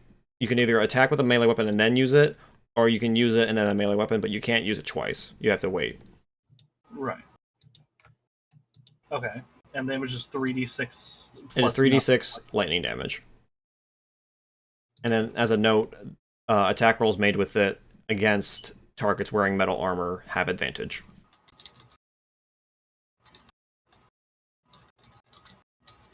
Does it crit? Yes, Oh, it can crit. Oh, it can crit. on Yeah, its no, own. if it's a ranged attack, it can crit. I wanted to give you guys this before last session, but you know. So let Listen, me man. I'm going to test this real quick, and if someone just doesn't mind checking to see if I did it right. Oh my god. Oh, wow. Whoa! Uh, Yeah, you did it right. Yeah, I don't think I did it right either. No, you did. Oh shit, it is cursed. But Miss, that's your fault. You should have known this party would not accept our church being boneless. What's it called? Wait, what's it called? What bolt? Shocking bolt. If I do that, does that fix it? Let's find out. Okay. there It we go. does. Alright, roll that damage. Yeah! Yeah! Okay. Woo! Yeah, it seems fine. Cool. Yeah, Roll, so roll, now roll, you it's have like- a ranged attack. Okay, yeah, it works. How often? Wait, so crit, do you just roll an extra one of the die, or do you roll all your die again? I don't remember. It does it for you. You see it there. If you had advantage there, it would have rolled an extra 1d6. Gotcha. How often can you use that? I said. Wait, if it crits, shouldn't it be another 3d6 instead of a 1d6? Or am I misremembering? It might be Pathfinder that does that. Here's Ryan's Morningstar in comparison. I think crit, so that doesn't count. And how often can I use this again? You can use it. You can't use it twice in a row. You can only use it. It doesn't work with multi-attack. You can No, use I it. mean, You can how use it many any. times You can use it. There's no recharge. You can use it any amount of turns. You just can't use it twice in a row. What? What? That's really busted. What? What do you mean? I love it.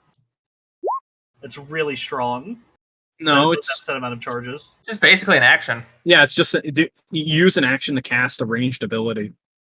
That's really cool. Yeah, it's just Yeah, no, that's not really busted because like you either choose to do that or attack. yeah, hey Ed, watch this. So, because it's a ranged attack, do I get ranged? Like, do I add my dex to it? You don't use it to the damage, but to your attack rolls. Yeah. It should. Yeah, to the attack rolls. Yeah. You're proficient with the armor, so you can do that. Okay, cool. Yeah, so the damage it is what's it called? Or the attack roll is of course, the roll plus your dex, which I guess is 1, then plus the 3 because your proficiency bonus is 3. Sick. All right. Thank you. I like this. This is good.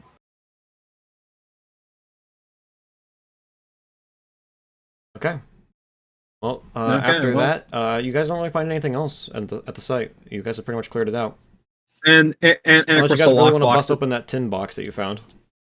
I'll Does anyone have the ability to pick the lock? I'll hold on to it for now. Yeah, we can just bring it with us. Yeah, we can just bring it with us. Might as well. Let's head back. Yeah. Okay. All right, returning to Vallaki. Do you guys head anywhere in particular to find Vasily? Or did you guys just go look around town? No, I think we should just do our little meeting. You guys want to hold the meeting and then hope that he comes to the Blue Water Inn? Hope. I don't know if he wants to, but we should all like go to specifically a room that's big enough for all of us to be in there, and then Wilfred and Reynold stand outside and make sure no one no one else comes in. We can position Azot's crow outside to kind of loop around, make sure no one's Yeah, outside. when you guys come Yeah, back that's to the inn, you don't see Irina's there. Okay, well, it looks like those two are off, which I guess is perfect for us to do that. I guess we should go to one of the You guys larger find rooms either. when you guys get back, you find Wilfried and Reynold. They're playing dragon chess. Dragon chess is just regular chess, right? Yeah, Kind of. it's pretty much just chess. Except you have to drink every time you lose. But you see that Reynold is destroying Wilfried. He is doing terrible. I thought I played chess in college. Do you guys ask them any questions as you come in, or do you guys just let them continue playing? I stand over Wilfried's shoulder and I start giving him advice on how to move. What's your wisdom score? Let's find out, shall we? My wisdom score is 11. Yeah, you give pretty good, decent advice. Damn bad man. And I, in turn, am going to offer Reynold some advice with my 16 whiz. Yeah, you can offer some better tactics advice for Dragon Chess than Arthur can. Oh no, I'm giving them to Reynold. That's what I'm saying. Like you're doing your advice is way better than the advice that Arthur's giving. I want him to teach by example. Okay, well, if you guys are done with chess, I would like it that could Wilfred and Reynold, could you guys keep an eye on or at least stand near one of the rooms that we're going to be having a meeting about? Good thing. Is that cool with you, boss? Obviously. I'll All be a right. part of it. Oh yeah. The the pretty girl. What's her name? Irina? Irina. Thank you. Yeah, she said she was going to the church to check on the whatever it is that you priests do. He's looking over at Reynold. What is it that you guys do again with your holy places? Consecrate? It's called consecration of Wilfried. Right, yeah, that. Yeah, she went to go check on that. Okay, well that sounds fine by me. Let's go have that meeting. And with that, you see Wilfried just knock over Reynold's pieces when you guys get up. I win, and then runs off. I love this man. I will die Great. for this man. Reynold just looks at the table and then looks to you, Edmund. Okay. On the moral victory. Which room do you think we should go to? I will tell you this: the room that Arthur used is much smaller than your guys' smaller. room. Yeah. Oh no, we're not using. Listen, it's not even an option. We are not using my. After the conversation last night, you are not even going to my room. Out of bounds. Oh, what were the voices in your head telling you something? What voices in my head? You were thinking about something? Okay, how about this? Either Belle's room or the room over here. Doesn't really matter to me. Yeah, they're both the same size. So let's just go in the room with Lancelot. Oh, I had the same exact thought. I was like, yeah, we have Lancelot in the conversation. Don't forget the crow to watch the outside, by the way. Yeah. All right, I always forget about the crow. You got that? Because we got Lancelot, yes we do. Is Arthur going to just pet Lancelot? Yes, he's sitting on the bed petting Lancelot. Damn, we both had the same idea, Nest. Yep.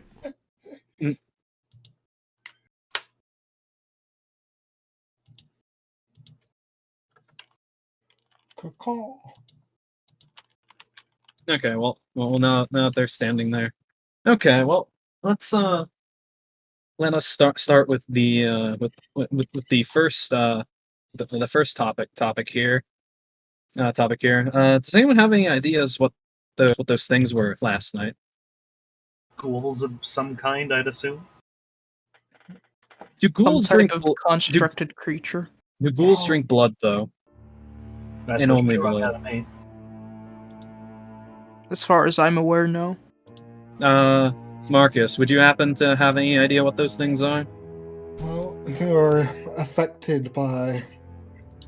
They were more affected by one of my spells that is especially potent against the undead. So we could. So that'd probably say they're undead as well. Did Radiant do anything with them, or was there anything else that seemed to hurt them? I think Radiant really fucked them up. Well, holy water, I believe, was what.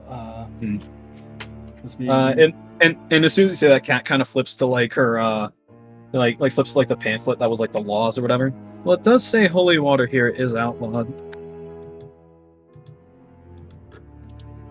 So there might be something intentional there with that. Okay, but definitely one thing at least I learned was that they seem to regenerate as well. Arthur. Unless I guess they already get hit by those. Arthur, you noticed that whenever you hit them with your radiant attacks, the regeneration was not happening.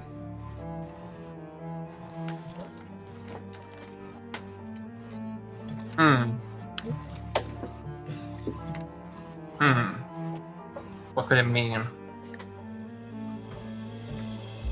Oh, and when I used Chill Touch on them, that seemed to stop their regeneration. That is one of the features of that ability, and that would stop even potions. Maybe it's magic damage in general? No, my me hitting them with the magic that I have, they seem to regen it back. So it has to be something that they're weak to, I guess. Yeah, Chill Touch is specifically something that prevents regeneration. They seem to recover fine from the blasts that I gave them before. They did not heal. They did not heal from my righteous fury. I wouldn't say your fury is righteous, but it definitely stops them from healing. I would not say it's righteous either.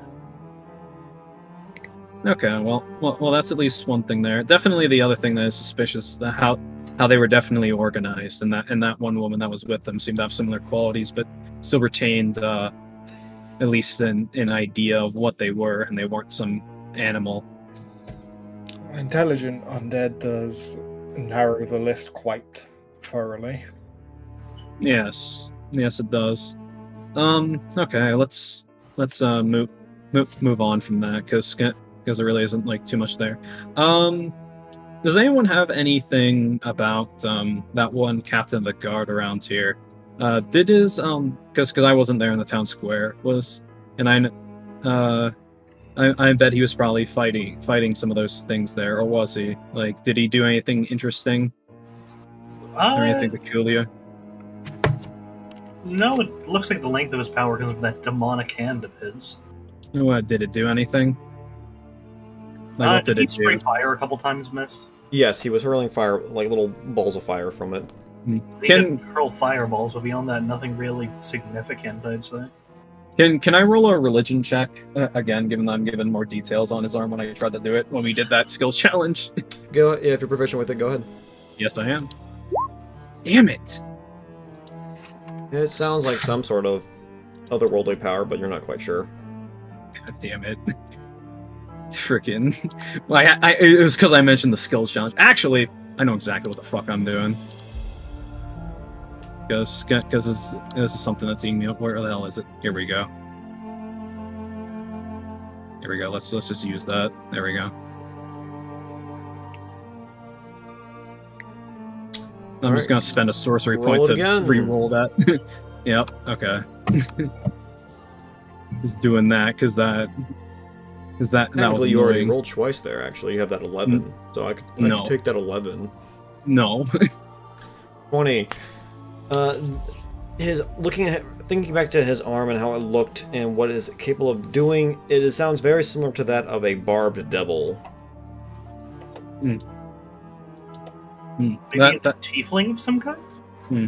That arm, now that I think about it, and now that you've actually talked about what I can do, that seems like some qualities of a barbed devil, but he's clearly doesn't look like one. The real question is, why is his arm only that?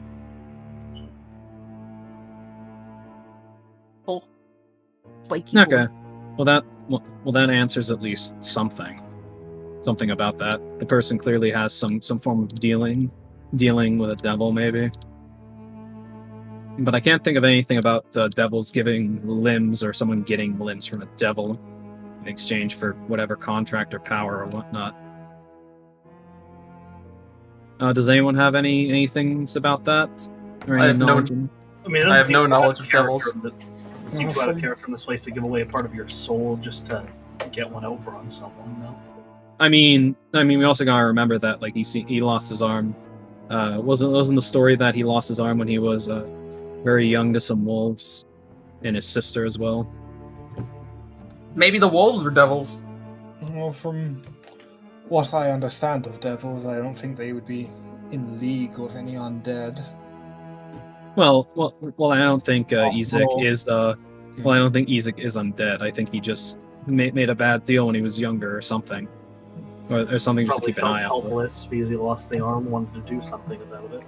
Yes, but the real question is not like I don't think right Marcus, you cannot contact your patron. She was already. She was hard. She was very. But even before you got here, she barely communicated with you. It was never a at will thing. But it does seem more distant now. Well, yes. That if it's something like that, it'd be very rare to even find a devil. Then, if it's something like that. Also, just to at least finish up at least some of the intrigue or stuff here. This book, and Cat kind of kind of tosses the book to Marcus, and that's the book on Saint Andril. This is of course an autobiography, or a biography on Saint Andril. And one thing I happen to notice about it is the author, and some other things about it as well. I'm gonna kind of cock my head about who's the author. That would be Vanwyck von Holtz. Oh, that's the connection. I see. Yeah, that was one thing. That was one thing I was wondering, is that I was checking to see if Vasily does happen to have any family. But the interesting thing was, of course, the dates and years also. So of course where we are, the year is 1491, 91, and Vasily said the year was 735. What was it? 735. But he also said that his family had been here for 4 generations, or at least 400 years, and that the year that Van Wyck von Holtz moved there was of course 360. Oh. Different places, I would assume, use different calendars. I don't believe we've moved in time so much as just left feet. Well, I'm not thinking that. I'm thinking this place is far more isolated because we didn't look out today. It was also overcast again. And an interesting thing in that book is that it does say whenever Andrew was executed by Strahd, he happened to be hit he happened to get blessed by light from the Morning Lord. Or maybe I shouldn't say Morning Lord. I should actually say Lathander, because it also mentions in that book that Lathander and Saloon would be both the Morning Lord and Mother Night. And what year did it say this happened in again? He was executed in 351. He was executed in 351 by Strahd himself. Which is a big Strahd seems to still be about, so... Well, the other interesting thing as well about that book is that it says he was hit by a beam of light, and one thing is that might imply then that the Overcast wasn't here before. Well, it implies that whatever Strahd is, he isn't a member of one of the shorter-lived races such as us. Mm-hmm. Referring to myself, Edmund, yes. and... I want to step out for a second. My hands hurt really fucking bad. I want to take some painkillers. Okay. Even still, I don't know many that have even lived that long of the longer living races. If he was an adult in 300, even then, that would put him to be old even for an elf. Oh. And that wouldn't work out then. So they would have to be some form of undead. If we are saying that Strahd is the Strahd then is the Strahd now. Perhaps he also doesn't know what he is. Let me take out a gold piece. Maybe a form of gaze at the visage of Strahd. Yeah. It looks to be about a man in his mid-40s, late 50s, going as best as you can tell from a coin. It's kind of hard. Yeah, and when you say a man, obviously gender, but... Yeah, I mean human. Yeah. Yeah. There are no... It's like a sideways, think of like a Roman coin. It's like a sideways view. A profile. Yeah, and you can see that the ears are not point. They are round.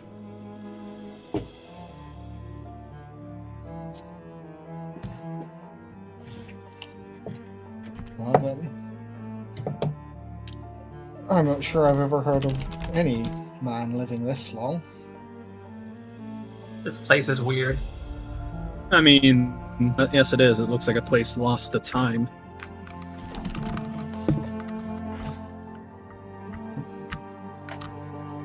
But the other thing as well is that what it says right there is that also, of course, as I said earlier, a saloon, or I should say, the Morning Lord and Mother Night are just Saloon and Lathander. So that means that well, it seems to be that connection to the gods might be cut off. Oh, what if every ruler of this country has been named Strahd? I mean, that could be that. Numeral. A title could be likely. Their name. Yes, Marcus does make a point that titles are usually labeled with the first, second, third, and so on. Do we still have that letter that we saw earlier in the campaign? From the house, yeah. No, yeah, oh yeah, no, we do. I don't remember who has it, but one of us has it. Yeah, but that house was all kinds of fucked up. We have no idea how old that house was. Yeah, but what name was on the the name have numerals on it? Oh wait, we got one that just said from Strahd. Yeah, we do have the one. We do have the one from Strahd. We also have the one in the house talking about. I think the one Strahd. from the house, I believe, was just signed S. I don't think it was signed. No, Strahd. the one that you. So when you guys left the house, you got a letter saying, "Thank you for dealing with that house and ridding it from this realm. Welcome to Barovia," and left you some healing potions. There was a letter inside the house. If you check the pins, you can scroll up to where there is a an image of a letter. Those are where all the letters are from the manor that you guys got. The third one is labeled Your Dreadlord and Master, Strahd von Zarovich. Mm. Yeah, no numerals. No numerals. Arthur turns to look at the wall right next to him and goes, "Well, your theory fell through." I'm gonna do. I am going to cast message and try and direct him, and go like, hey, why don't you be more forthcoming to the group? Say what's or say your theories. It might be helpful.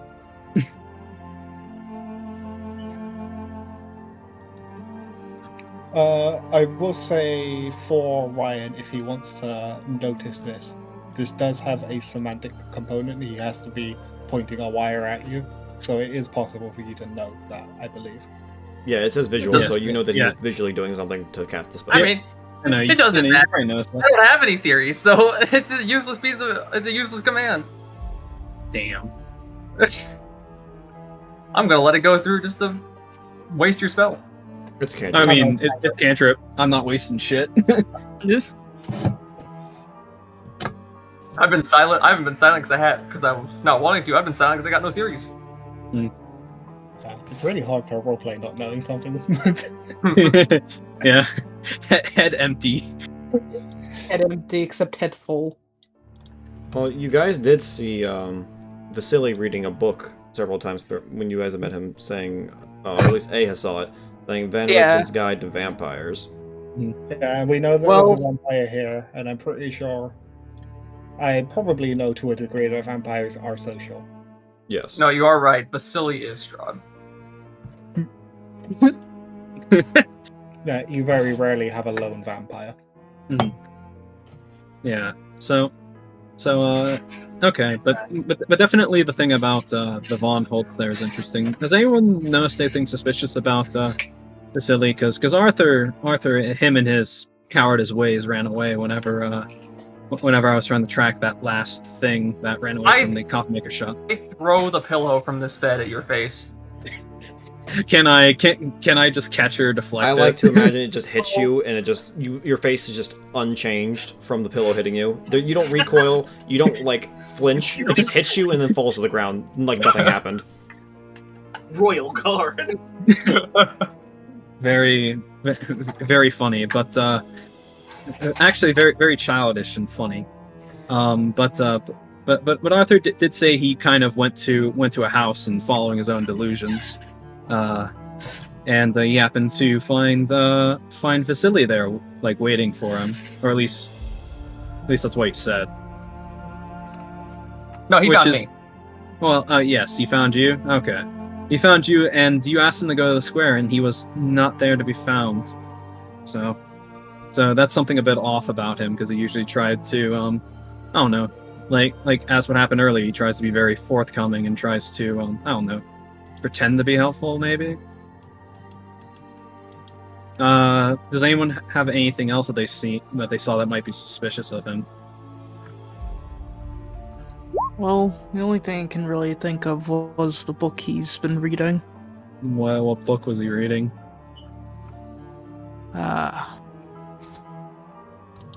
there like a memory check we can roll? No, there is no like memory check. Well, A knows. Oh, A knows. He's just trying to find a wording for it, I believe. Yeah. I recognize the author and the general content that he writes about, but the topic itself I'm not as familiar with. It was a Yeah, you've all heard like legends and tales of vampires, but you don't know any general information about them. Did Edmund come across anything on his adventures? Continue with what you're saying. Sorry, I didn't mean to interrupt. Yeah. it was labeled A Guide to Vampires, and usually the titles by that particular author Was it entail about how to hunt and detect them. Was it a was it the same author? Huh? The Rick fella, was it? I think I think he's referring to It was I think Randolph von Richtus. Van Or Richten. Van Richten.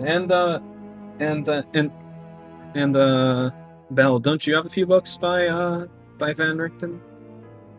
I do have a few, but none on the subject of vampires.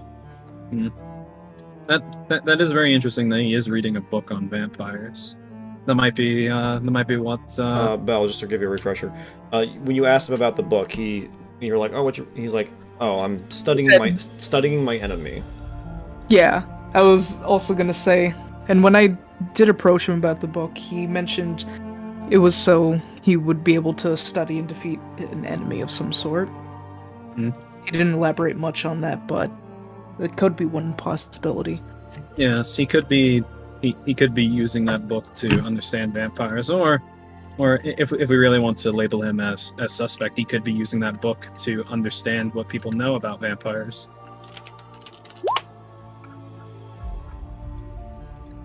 I mean, I do want to stick to the opinion that he's probably a good man that's on our side. I mean, we could assume that, but there's also someone who's being overly helpful can be extremely suspicious. I've learned that from personal experience. Well, he claims to be just a courier. Why is he fighting vampires? I mean, who better to fight vampires than a man who's used to not having a dedicated home? Yeah, that doesn't really work as well, especially when if the Lord of this land is a vampire or some form of undead. I believe I did claim to be just a traveler as well, and I believe quite a few of us have made claims to be less than we are. Oh, I forgot to mention, when you guys were walking through town today, 2 days till the Festival of the Blazing Sun, by the way. 2 more days. So tomorrow and then the day after, and then after that, it's then the festival. Yeah, but no, maybe next time we should ask Vasily for that book and see what happens. It's not too suspicious not to be entirely truthful with strangers.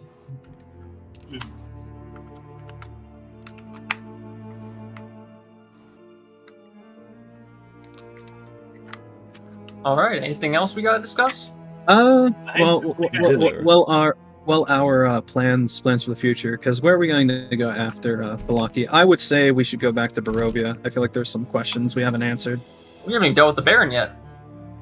Yeah, well, yes. That's what I mean. Whenever we're done with Balaki, we go back to Barovia. Yeah, so I do want to go back to the church to see what you mentioned last time. Yeah, to see. Well, I guess I can be a bit forthcoming here. Underneath the Church of Barovia, there seemed to be a thing that, seemed to be a person calling out for their father, and they seem to desire the taste of blood, which pretty much seems very similar to the things that we fought last night. That's not good, to put it lightly. Well, all that just says is more the reason for us to go back there and probably either take care of that thing or what that person is now, or to get more answers. And also, was putting it down not an option you had at the time? Wait, what? Was putting it down an option you didn't have at the time? I mean, like, do you know a cure for something like that? I meant putting it down. Oh. I mean, I'm not going by yourself. Yeah. I don't see the point in trying to. I don't see the point in trying to put something down like that when it could probably break free.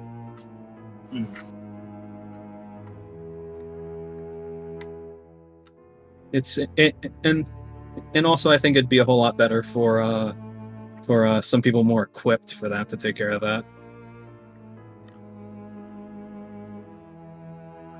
That's why the first 2 people that I talked about it was specifically Bell and Marcus, because they seem to be the most equipped for those kinds of things. Right. Okay, but we also don't we have wasn't there that missing child that was a friend of Irina as well that was missing there? Maybe there's something else about that. It is something I'd want to look more into. Hmm. At least Okay. to know if. Okay. Are we in agreement to head back to Barovia, or does anyone have any objections and want to go somewhere else? Because I definitely I wouldn't I wouldn't mind, or should I say I don't see the I wouldn't care if we went somewhere else, but I feel like Barovia has a lot of questions that we already know, or at least we know where to go back. It's best to cover our bases before moving forward, so I'd agree to that. Yeah. Yes. Also, another thing I want to see at least is just to see a theory that I have. If we do run to a facility, do not answer where we're going. I want to see if he'll follow us.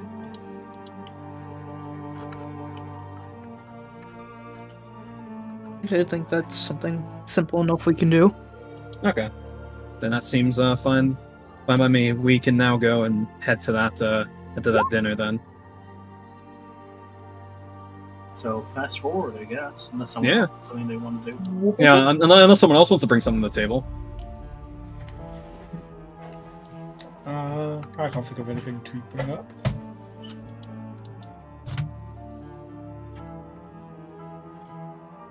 Okay then. Well, I guess we're gonna head to that dinner then. Alrighty. Dinner time, baby. Yeah, dinner time. It's time for dinner.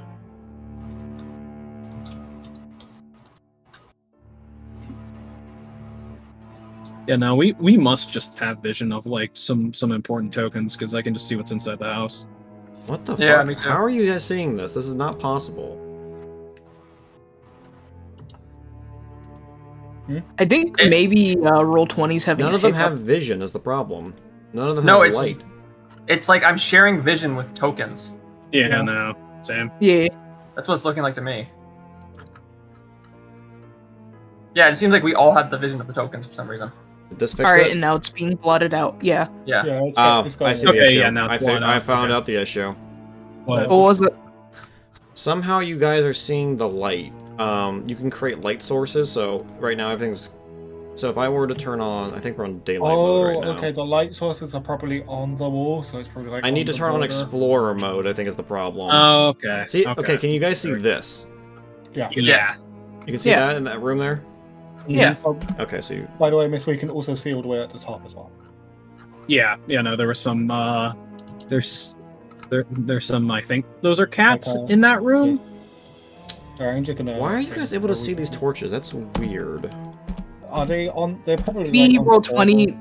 Yeah, maybe Roll20 update and had They're on the dynamic lighting layer, so you shouldn't be able to see them. You know, I think what they are is like they might be like on the wall border, so they might be like on the border and like going slightly outside. Maybe. Yeah, But maybe. you guys could still see that I made there where it wasn't on the border. Like, here, you can see that, right? Yeah. What, all the way up top? Yeah.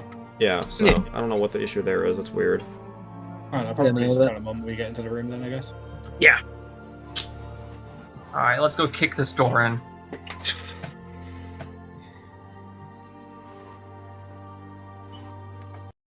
Crowbar out. Let's Oh, go. I wouldn't have taken my horse here. You wouldn't have taken your horse? No. No, well, I'm there, Jack, there you I go. don't trust The that horse. inside alone. Are we just all gonna despawned. approach? Let's all approach the door holding crowbars. Oh. Do you, are do are you have a guys crowbar? all going in your adventuring gear, or are you guys actually changing for this dinner? I am in full armor. I'm not changing. What are you talking? It also should be stated that Arthur is wearing all the clothes he owns. I'm also wearing all the clothes I own. God, we're just Well, disgusting. You know what? I'm gonna say I'm not wearing my armor, but I don't own that many clothes. There you go. I unequipped my armor. I'm fucking homeless. What do you want from me? But we'll, at the very least, do the courtesy of like taking his cape off when he walks through. Considering the stylish armor I'm wearing, this might as well be dress clothes for a night. He still Mhm. keeps on the scarf though. Yeah, Dan, look at me being a weirdo walking in just like commoner's clothes.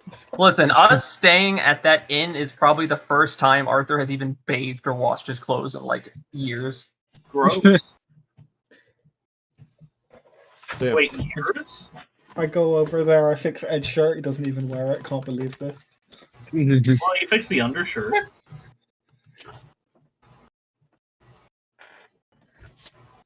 Yeah, you guys find yourselves approaching Okay, well, is anyone going to knock on Alright. the door? Let me My connection's dying. That's why I'm kind of like. As you guys approach the house, the house seems disgusted with itself. A slouching roof hangs heavy with furrowed gables, and moss-covered walls sag and bulge under the weight of the vegetation. As you study the house's sullen contents, you hear the Contents? I don't know this word. I've never seen this word before. It's continents. I know what you're trying to say. Yeah. Okay. Oh, is it countenance, actually? Be gone, English. That's countenance. You hear the edifice actually groan. Only then do you realize the extent to which the house hates what has become. Oh. No, well, this is a pleasant-looking house. So yeah, do you guys go knock on the door? Yeah, let's do it. I'll have the honors if no one else wants it. Yeah, sure, go right ahead. Oh, it looks like someone else stepped in front of me. All right, fine. If y'all insist, I'll do it. I'm just kidding. Knock, knock, knocking on heaven's door. Knock, knock, open up the door, Israel. The door opens up to reveal a woman dressed in a maid outfit. Ah, good evening. Are you here to dine with Lady Wachter? I heard, are you here to die? And I almost shit myself. Dine. Yes, I know, mist. Yes. Please, come in. And she opens the door to let you in. The front door opens into a narrow vestibule. 3 stained glass doors and a wooden frame lead from it.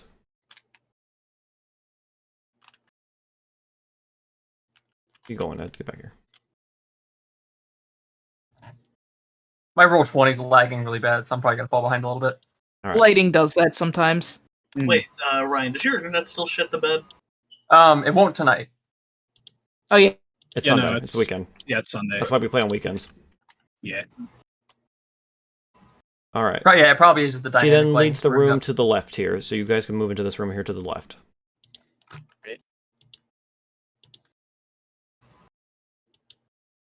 As you guys enter this room, here 3 elegant couches set around an oval table made of black glass. All are set in front of a blazing hearth, above which hangs the portrait of a smirking nobleman. Stop! Where are you going? Get over here.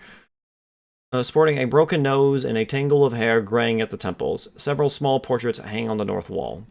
And as you look around, you see 2 other maids decorating the table here. And you see a woman and 2 younger men sitting on the couches over by the hearth. Upon entering the room, the woman is very well dressed. Her black hair is tied very neatly into a bun on her head. She is wearing an assortment of furs and fine clothing, along with a plentiful amount of jewelry. Oh my. Well,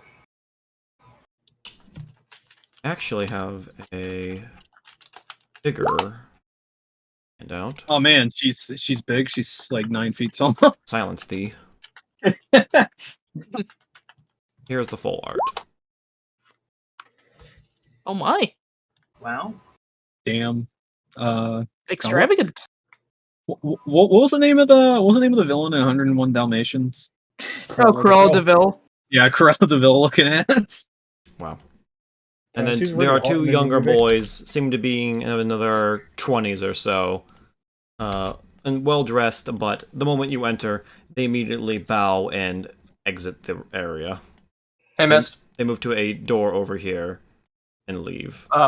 My Discord completely crashed. I heard none of what you said after we entered the room. In the room, you see 2 maids setting a dinner table here, setting the plates and forks and knives. A woman and 2 men were sitting here in the couches. The woman that is very well dressed, you can see the portrait that I showed, sits, and the moment you enter, she stands to greet you. Ah, welcome. I am Lady Fiona Wachter. Please, and she motions to the couches before her. Have a seat. Dinner will be ready shortly. I'm not going to sit on the couch. I'm just going to. And the maids eventually leave the area to go to a different area. What an edge. I'll take a seat.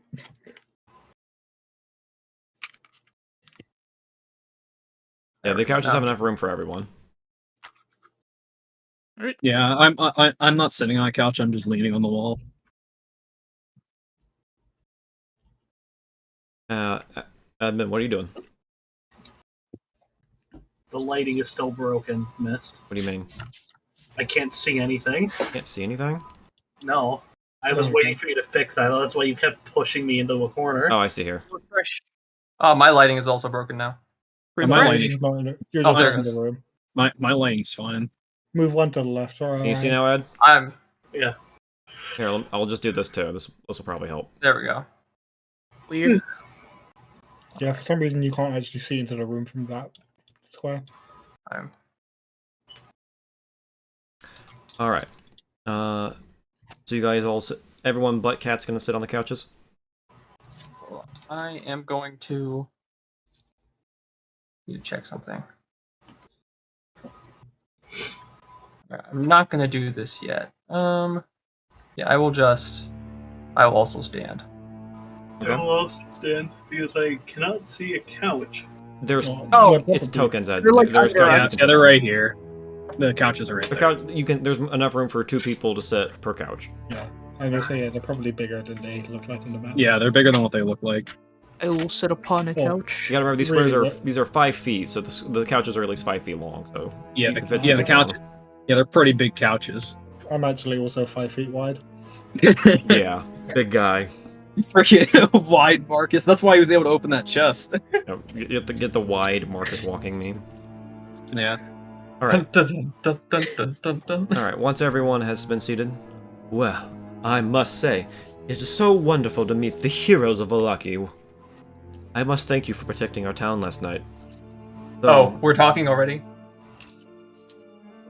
1 second.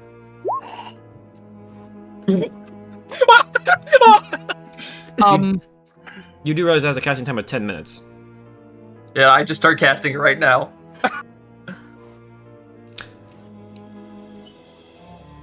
What are you doing? Are you practicing magic in my house? Don't worry about him. He's a bit messed up in the head. Sir, I would ask that you please stop what you're doing. I'm not gonna stop. Okay. Arthur, what level, you're what going level to are you get- casting that at? Level 2? Yes. Okay, it has been counterspelled. Okay, I start again. The moment we start again, it also gets counterspelled. Does she have 6 counter spells? She's not the one counterspelling it. She does nothing. She's sitting there. Alright. Oh, Lord. Ah, I see. So you do wish to deceive us. My good man, I do not know what you are talking about. I just wish to have dinner with you and converse. I don't know why you wished to fling your spells around in my own home. No, I see through your lies. You do not wish to be forced to engage honestly. Engage honestly. You are the heroes of Valaki, and possibly the allies I've been looking for. I have no reason to not be truthful with you.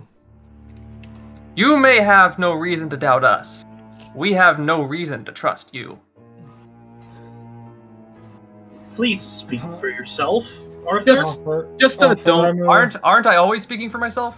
Arthur, I'm afraid this spell, I don't think it's going to work for now. You'll have to just simply rely on your own wits to decide. If she wished to gain my trust, then she'll have to let us speak within the spell. Don't you trust your own judgment? No, I don't actually. Maybe you should work on that. Cat just kind of starts laughing whenever he's. That might be the smartest thing you've said since we've met, Marcus. Not Marcus. Arthur. Marcus. You're Marcus.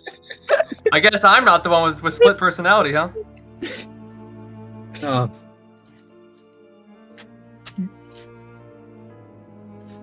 Yes, don't don't mind my friend here. He's just a little messed up in the head. That's all.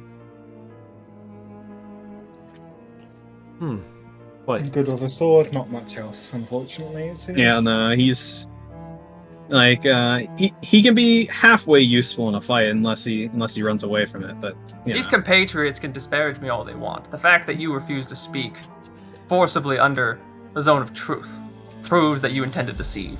And would you do the same? I was the one casting it, was I not? Well, that doesn't no, mean he means that's more not is how- would you let someone cast Zone of Truth on you? The best way to prevent lies is to have them avoided altogether. This world has Yeah, enough lies as it is. You're avoiding the question. As I'm saying, I'm giving you a straight up no. So you're avoiding the question. No, I'm answering your question. I would talk within a zone of truth. When have I ever reserved my thoughts to myself? Then tell us your backstory right now. Yeah, then you weren't social last night, Marcus. How about saying, or not Marcus, Arthur? How about telling us a little bit about yourself then over dinner? How about pot meat kettle? I can't believe we've just turned this into Oh my god. The group, this is how the group falls apart. dunking on Arthur. And I was, well, I don't believe you mentioned you were from Cormyr when we met. In fact, you in fact said you were from somewhere else, did you not? I never told you where I was from. Well, he came under a fake name that was then later revealed to us all. What's the country? I don't know, Tina. What country am I from again? Cormyr. Yeah, he's from Boromir, same as I was. Yeah, but you didn't say that, though. Yeah, he didn't say that at first. He had a fake name. I really don't want to hear this blatant hypocrisy from other people who have not shared their past.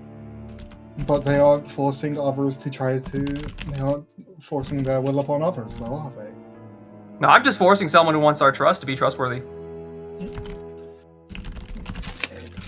Whilst Cat and Bell may have their own secrets, as do I. We are not trying to force anyone into speaking things that they do not wish. Then We simply would expect the same from you. be deceptive. I'll know if you're lying, and I simply won't push on it. That's not how that spell works. An affected creature is aware of the spell and thus can avoid answering questions to which it would normally respond with a lie. Yeah, no, they can't lie, so they can't be deceptive. You can always be evasive. No, I don't think it works entirely like that. Yeah, Such creatures can be evasive with its answers as long as it remains within the boundaries Yeah, of you the can truth. just not answer the question. That's what that means. It's not forcing you Okay. to answer, is what it's providing.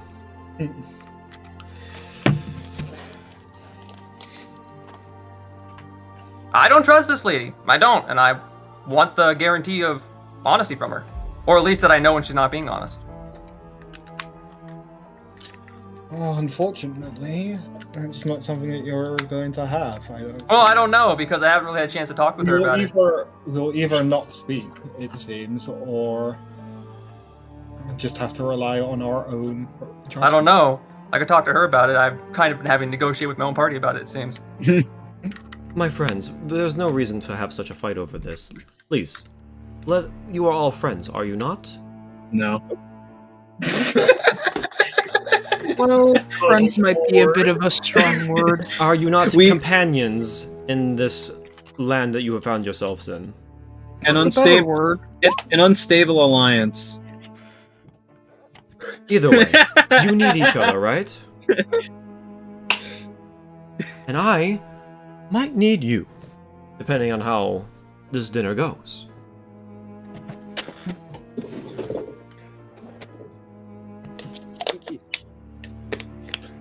Well, let's start off with something simple. I heard one of you mention Cormyr, was it?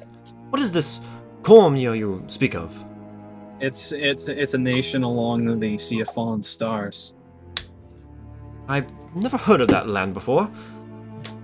Oh, well, that doesn't really surprise me. This place seems incredibly isolated and sealed off from the rest of the world. Not sure where it is in relation to here, but in terms of where I am from, it is to the east, or southeast, but... Southeast. Perhaps one day one of us can get through the fog and find this land you speak of. Tell me, what is this Cormia like? Well, there, as with a lot of countries, it's kind of this pretty steep division between the workers and the movers and the shakers and those who actually run the country. Not the most ideal thing, but one can hope.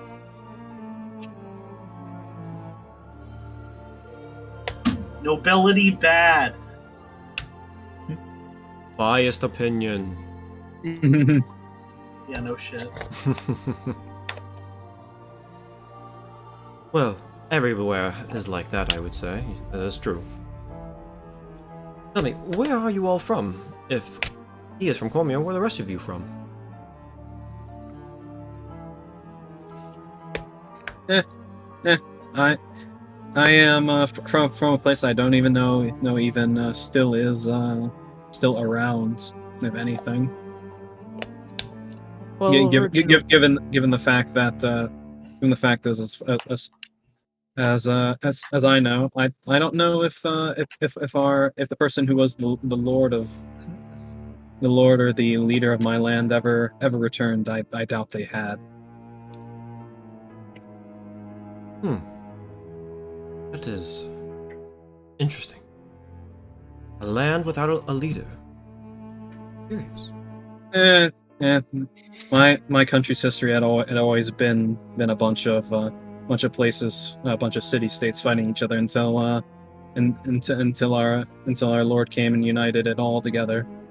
It's at this point that the appetizers are placed onto the table, and you make your way to the table to continue this conversation. Also, I will say, if anyone wants to roll a history check on that to maybe get a vague idea or an assumption on that. I can attempt. Oh wait, I am actually spec for history. Wow.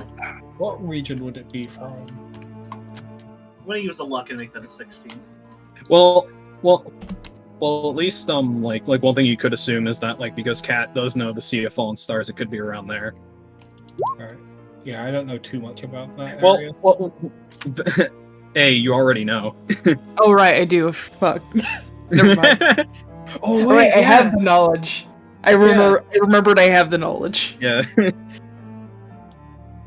don't know too much about that area, but let's try anyway, just in case. Hey! Ooh, nice. Ooh. Okay, do you think that's high enough of a roll for him to know the idea of where it probably is? There's a lot of places.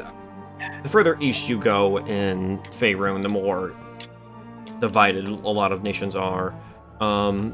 It could be several nations upon the sea, though most likely it's something more to the southeast. And in terms of like what he's meaning by that, is he's meaning like he's meaning around like Unthair, Jacinta, that kind of area. Yeah. Right? Yeah, if you wish to refer to the pins, you can find the highlighted map of Faerun, and if you check the Sea of Fallen Stars, it's most likely to be in the southeast section. So, Jacinta, Thematir, Mulhoran, Akanul or Akanul. Unthair, Akanul, yeah.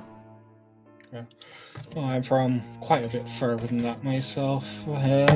Small village just to the west of Neverwinter, not too far from the Sword Coast.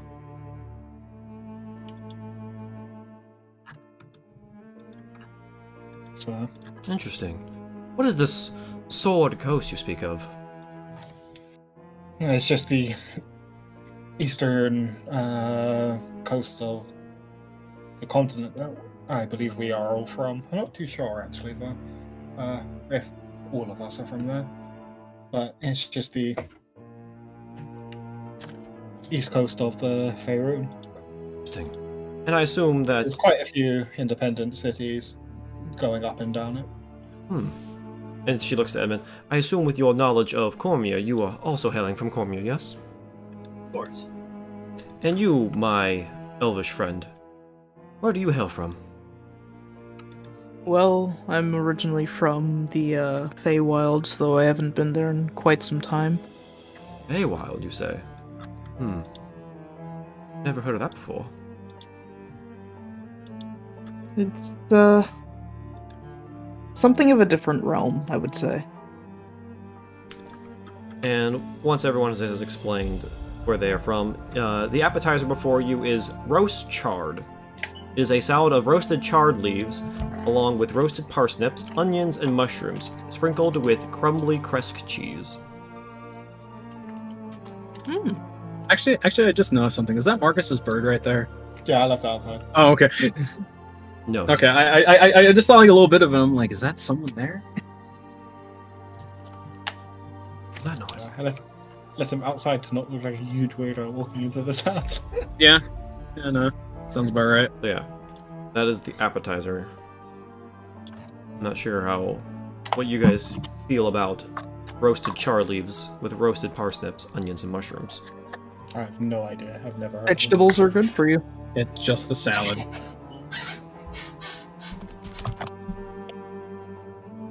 Yeah, it's just a salad basically.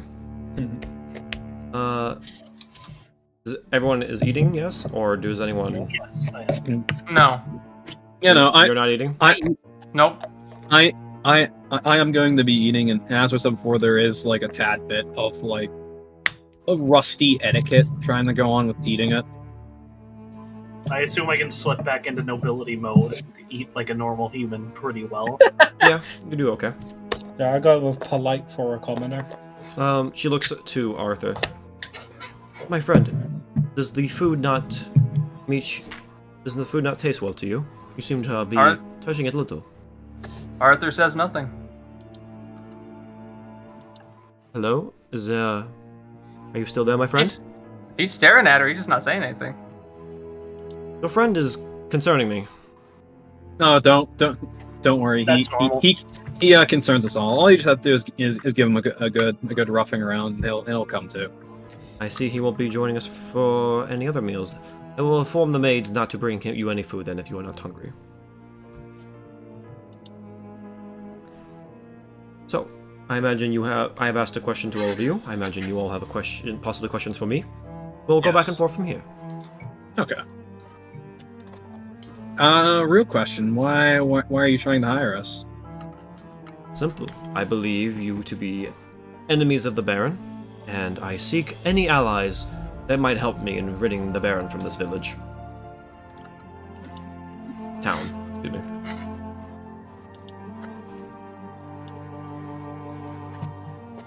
What has you so particularly against the Baron?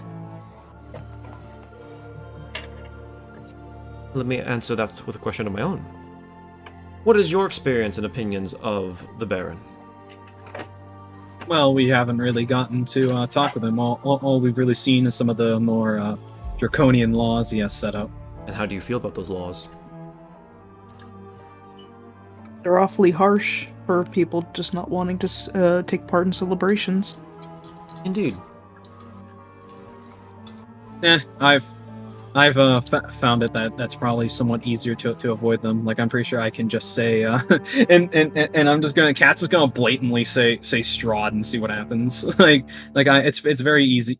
I think it's very easy to avoid some of them because I can probably just blatantly say Strahd and I'm not going to be cast down by a beam of light. When you say Strahd, she seems unfazed by it. Interesting.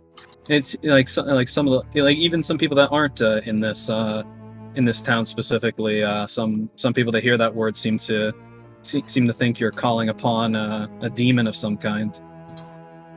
I don't fear the demon. I'm gonna Maybe you should say his name. I'm gonna roll some insight on that. Fear. Damn it! Shit I roll. do not fear Strahd von Zarovich. Alright, she has balls. I can. You know, I also want to insight that. I can respect that. Use my human determination to get advantage on it. Ooh. Is that okay? Sure. Boom, 19. Ooh, nice. What are you trying to check on this? I want to see if she is like actually not scared. I want to see if she's like trying to. Oh, play it off. her face is completely stoic. No interfere in her face. Okay, that's actually a little more suspicious than if she's playing it up. You mean the fact that she's not afraid of something that the locals are not? Cat kind of respects that to some degree. Yeah, I respect it, but it's also more suspicious. Yeah, But no. I'm gonna keep that to myself for now. That'll be a after party discussion.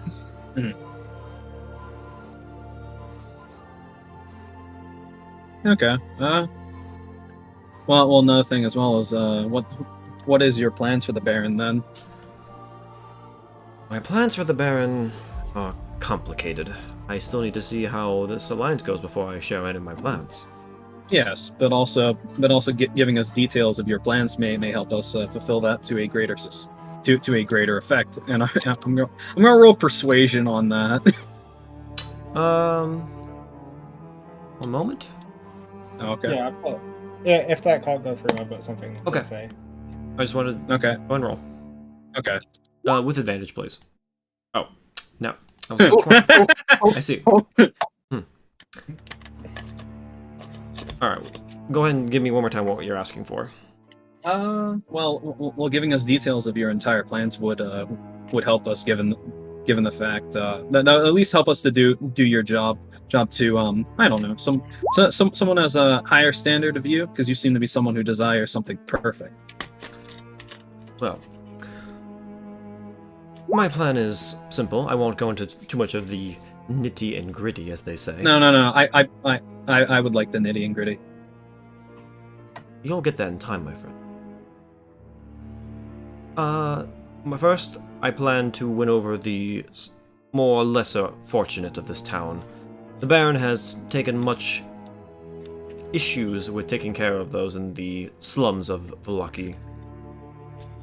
And I plan to win them over, possibly tonight, if I can.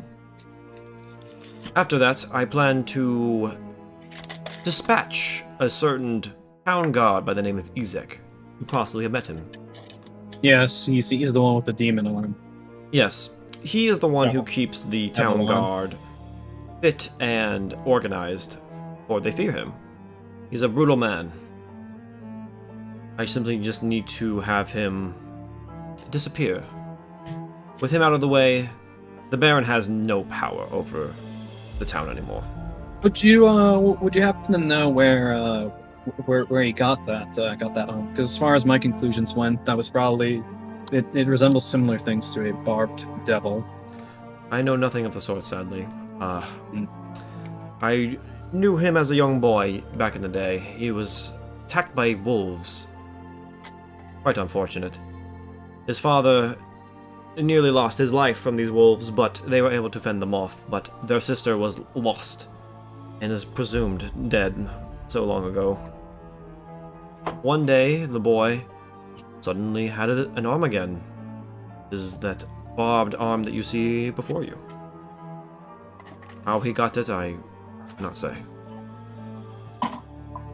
But with him out of the way, the people will be able to rise up and force the Baron to peacefully step down.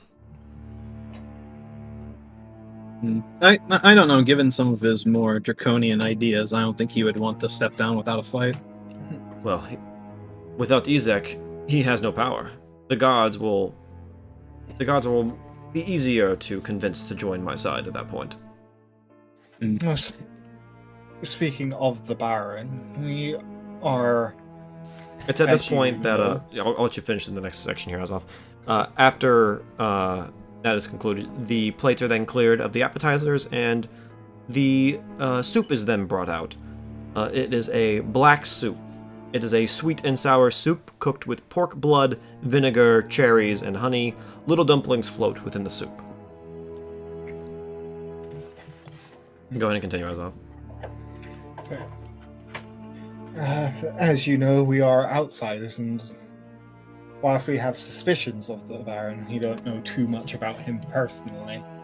So there are some things we'd like confirmed. Well, I've answered her question. Allow me to ask you a question first, and we will return to that Of course. question, shall we? Of course. I wish to know, what is your goal here in Barovia? Is it just to leave as soon as possible, or do you have some other long-lasting goal ahead of you? Well, personally, I believe I was sent here for a reason, but I have yet to figure out what that is. Once I accomplish that, then I'll be on my way. But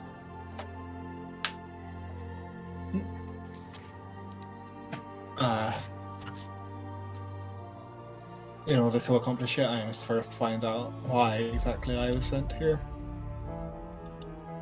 I apologize if that answer is vague, but I do not know the details myself. That is quite fair, my friend.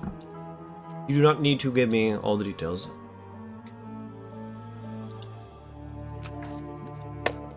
Then she looks to Edmund. Do you have any long-standing goals here in Barovia? Ed leave. Ed said he'd... Yeah. Okay. Yeah. Hand pains. Bell. What do you have? What plans do you have in here in this land? Honestly, I'm not quite sure. I guess I'll figure that out as I go along. And you, young girl, what about you?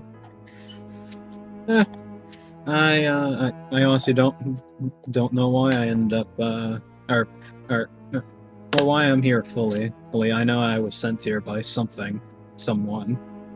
I would definitely say yeah, this like right now my goal is to right now just get stronger, I would say. Because I have plenty of things I have to take care of. And you, Arthur, was it? Are you willing to share now? He is not. Alright. Now, to returning to your question. Marcus, was it? Yes. You wish to know why I have issues with the Baron, yes? No, I wish to know more about the Baron himself, actually. We have some suspicions from a book that my friend Kat has found.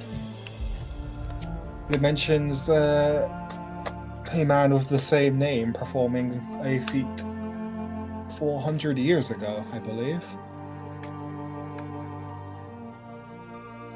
What are you referring to? The book that you were referring with Strahd doing something with doing something with like the light. Oh no! What happened was that when Strahd killed Saint Andrel, the Morning Lord supposedly sent light came down upon his body and blessed his body when he died. Okay. Which is believed why his bones are blessed as they are. So, yeah, that's blessed. And basically what happened was that the Baron after him pretty much stopped all persecution of worship of the Morning Lord, pretty much, and everything was pretty much left alone. The people asked for his bones, and the Baron gave it to them, and they buried his bones. Where his house once stood is where the church is. Yeah, they built a church around his house and put his bones there. Yeah, I'd say referring to that. That's an event that happened like 400 years ago by a man with the same name. But it has nothing to do with the Baron, though. That's Strahd. Oh wait, okay, cool, never mind. Yeah. I got confused with this. Okay. Never mind. So, but yeah, I did want to know her issues with the Baron then. I got confused. Well, where to start with Vargas himself?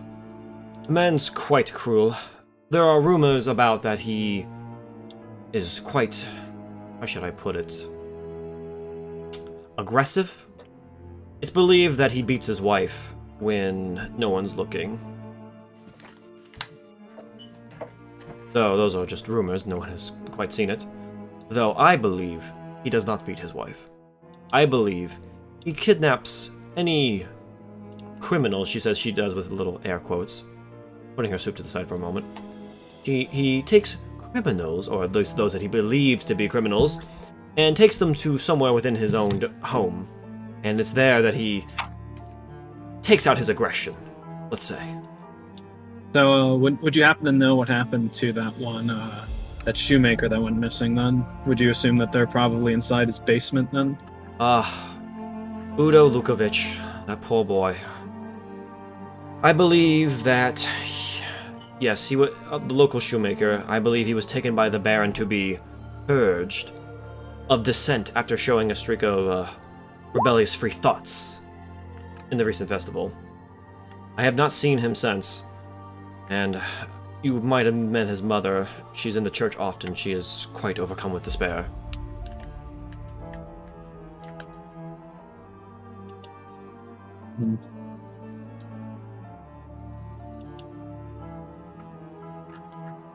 Okay. Any other things then? Well, I have my own personal griefs with the man. And what would those be? She sighs for a moment and scoots her bowl away, having finished the soup. Several years ago, my husband was still alive at the time. Bless him. He believed it was best that we bury the hatchet with the Vlachoviches. We have had some issues over the last generation, and he believed it was best to finally bring these conflicts to an end.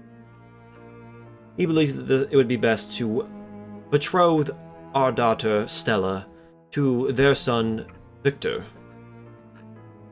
I told him it was a horrible idea, but he would hear none of it, and thus we began pushing Stella to go meet Victor. About daily she would go and visit the boy, and some days she would come home panicked, sort of screaming almost. Seemed like she was shaken, but I just took it as a young girl learning to exchange pleasantries with a boy. But over time, things got weird. And eventually she came home, her mind not all there.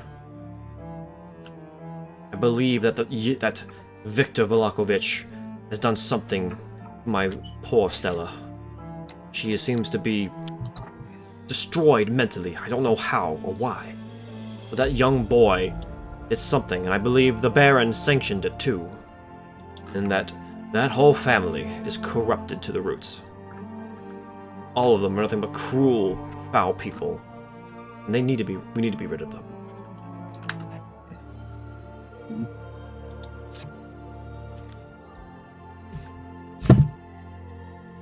So, I might have some bias in this, yes, but Yes, I believe getting rid of him will be the betterment for this town.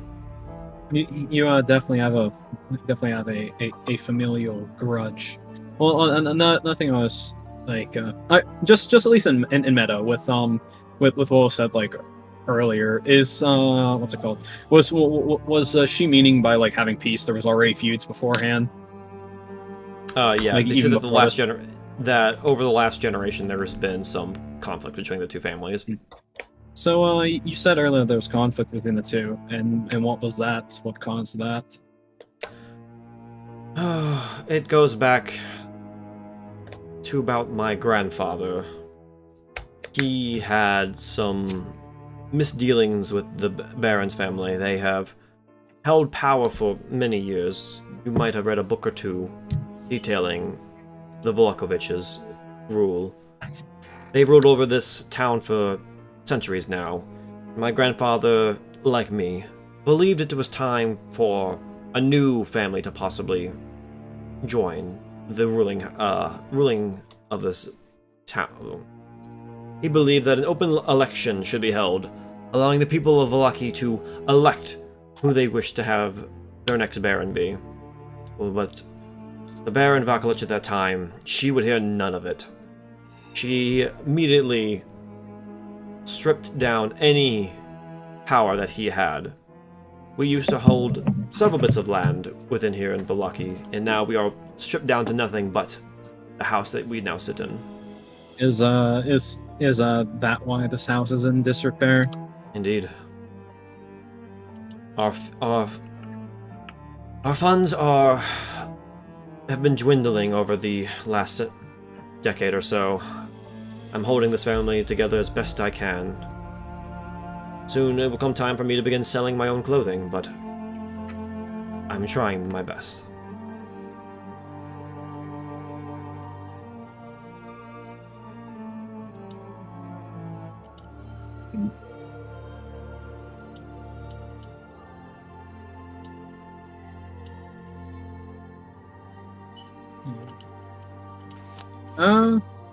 And don't even get me started on Vargas's father. That man is just as cruel as he is.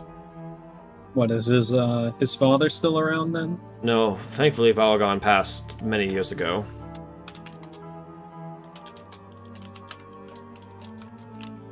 Like Cat kind of like nudges over to Marcus and kind of whispers to him that now this seems like a soapbox. You're asking questions. Yeah, man. Yeah.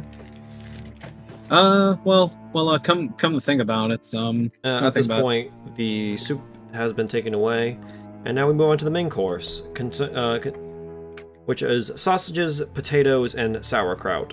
The sausage is pork, the potatoes are boiled and buttered.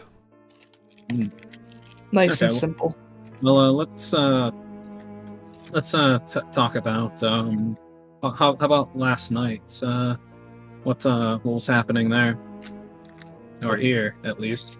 Yeah, I was shut inside, cowering. I'm not much of a fighter.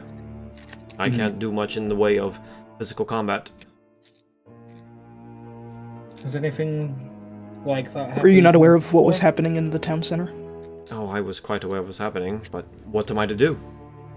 I offered sanctuary to some people that had run by the house, but beyond that, I couldn't do much else.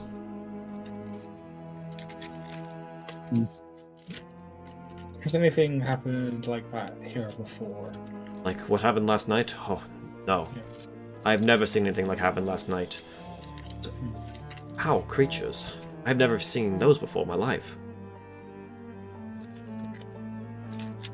Do you have any idea of who would probably do that then? Well, who would do that? Do not know. There are many foul creatures living within the woods of Barovia. I cannot say who or how they got in, or who would put them there. I'm not sure it's quite right to say that these creatures were living. Yeah, they weren't. They probably weren't living creatures, and they seem to only really have a appetite for blood, not flesh. Oof. Well, let's not talk much about that. We don't want to ruin the dinner, shall we?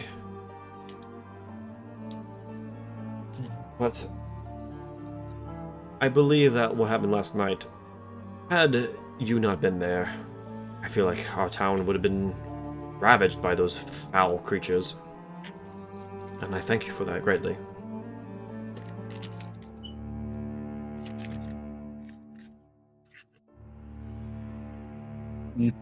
Yes, but also one thing as well. What could have happened there? What it also could have done is could have created a power vacuum. And once you say that, she puts her silverware down. Are you implying something? No, I'm just throwing knives at a wall. It seemed like, from what I've heard from reports, that those creatures were attacking indiscriminately. If they had gone for Vargas, I cannot say. The man was locked up in his house, night and tight, letting Ezek and his guards handle all the dirty business. Had you not been there, who's to say if they would have even found Vargas? Real question, Marcus. You were there. How capable would you say at least the guards and everything was placed there for that? Well, not too many. I don't think many lost their lives, and the town was.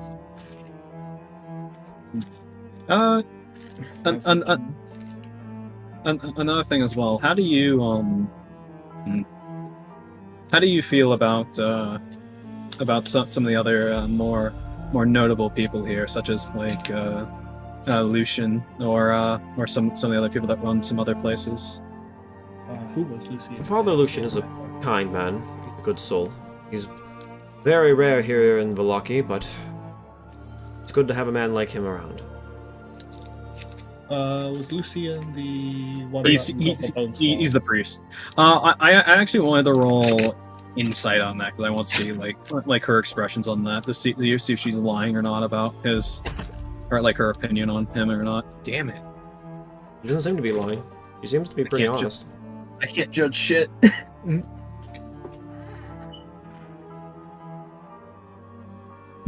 Arthur, you've been listening to a lot of this. Do you not wish to question any of these statements? Not out loud. You can still roll insight to study.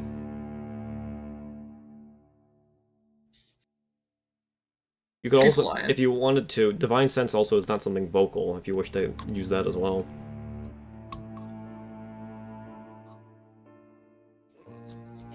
Don't think it's gonna reveal anything. Hey, Ryan. Just like it almost seems like we kind of like put you down there. Are you okay? I'm just letting you guys talk. I don't have any questions at the current moment. Okay.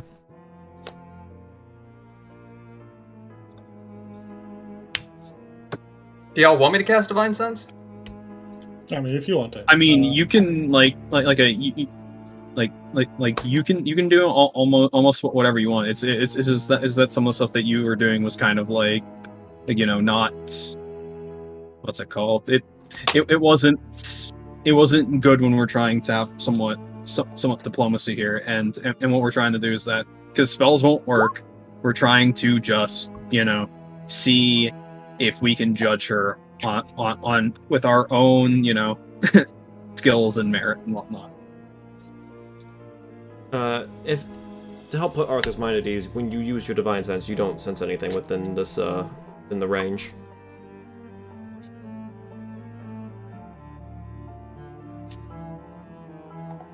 I wasn't picking up anything already in this conversation that would have made me think there was anything suspicious, so already confirms what I thought. Okay. Let's see, and in a meta sense, for what she told us about the Baron, it would be very easy to confirm or not if that was true. As we go about this. Yeah, no, we definitely know that she has a grudge, and it seems extremely personal. But who knows if it's also for personal gain?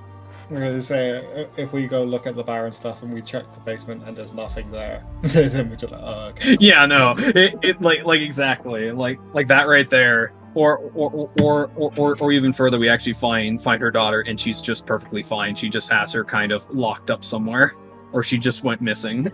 Yeah. I feel kind of safe knowing that there's like very obvious tells for if she's fucking with us.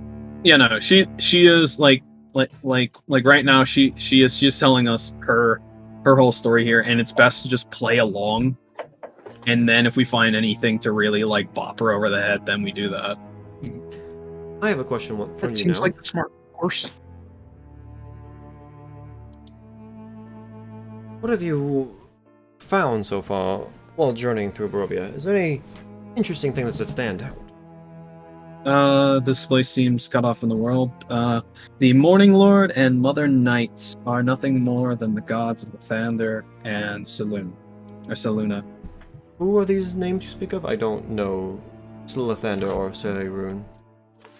They are the gods of the Morning Lord, and Mother Night are just local names.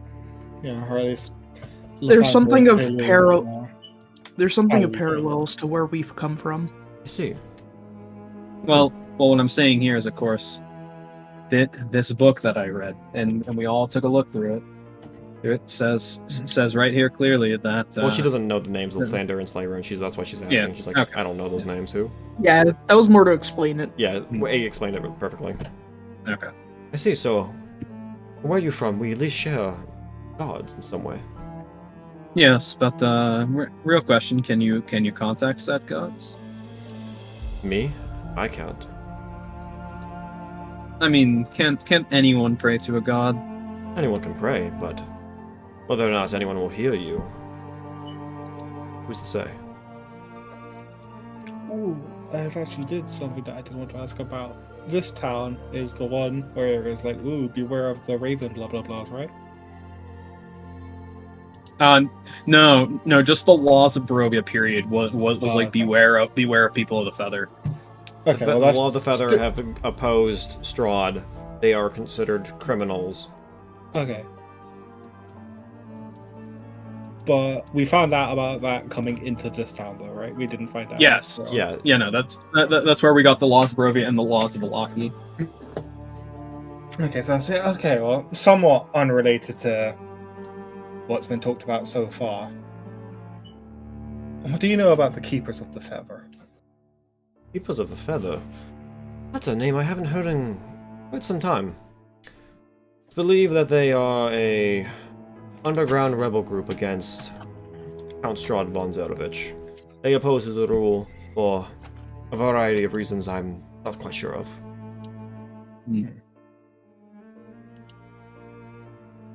Now, the real question here is if you do not fear Strahd, are you against him, or do you wish to serve under him? Yeah, no, you got confused as well when she said she doesn't fear the Baron, but she means the guy. No. Yeah, the guy- No. You guys asked, does she fear Strahd? And she said, Oh, by saying his, because everyone's like, when you guys talk about Strahd, people don't say his name, they say the devil, because they believe saying devil, his name will empower him. And so they asked her, do you fear... Kat said, do you fear Strahd? okay, And she cool. then said... That's why I got confused in the first place. Yeah, she said, I do not fear Strahd von Zarovich. And she had the most straight face when saying that. Yes. Okay, cool. Yeah, sorry, it's a little late, so I got a little No, confused. you're fine. Yeah, no, that's fine. But you said that you don't fear Strahd, and then there's also these people rebelling against him, or at least an underground group of that. All right, if you were to take over as the Baron of Valaki, would you be against Strahd, or would you serve under him? Well, I'm not even sure if I would be in charge of Valaki. It's up to the people to decide that. Yes, but didn't you want the people to convince you to of course, take the reins? But of course, if they did vote you, well, which is a distinct I simply possibility. wish to just help the people rise up. Who they choose after that is up to them. You're avoiding the question. Yeah, it is a distinct possibility if we help you that they will vote for you. Well, I know the Valakians will find a leader who they can trust and who has stood against the Baron's madness before. Yes, but And you were want us to make the people trust you. But and were that leader to be you, how would you rule? Well, I would simply get rid of any laws that Vargas has set up, get rid of these pointless festivals that he has assigned everyone to working on. I would ensure that we are a little more demilitarized, as you might say. These guards are too oppressive on the people. I wish to lower that if possible. Make the people feel more safe within their own homes. Yes, but the real question is that would you be for or against Strahd? That's the question I'm asking. Strahd is a negligent landlord. He rarely ever gets involved in affairs that we deal with. So not openly for, nor openly against, is what I am. Yeah, no, I'm rolling insight for that stuff right there. I just from what I've seen so far, considering we are newcomers here, we wandered into a mansion in the middle of nowhere. After clearing it, Strahd already had a letter ready to tell us thank you for going in there. I absolutely do not believe that he is a negligent landlord. Did you say that out loud? You know what? Yeah, I do say that out loud. Well, we here in Vallaki have not seen him in some 100 years now. I mean, He simply leaves us to our own affairs. I mean, one of those things we ran into last night was pretty much disguising themselves as a human. What says that that Strahd also doesn't do that?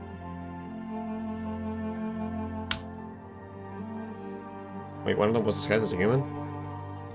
No, like Romero, like Ludmilla. She had a cloak on. She had a cloak Ah. over herself. She wasn't Oh, disguised. she had It a wasn't a cloak? spell. Oh. It was, she had a cloak. I was like, she had a cloak over her dress and over her body. She was like you, cat. And then she went, okay. haha! Threw her cloak off.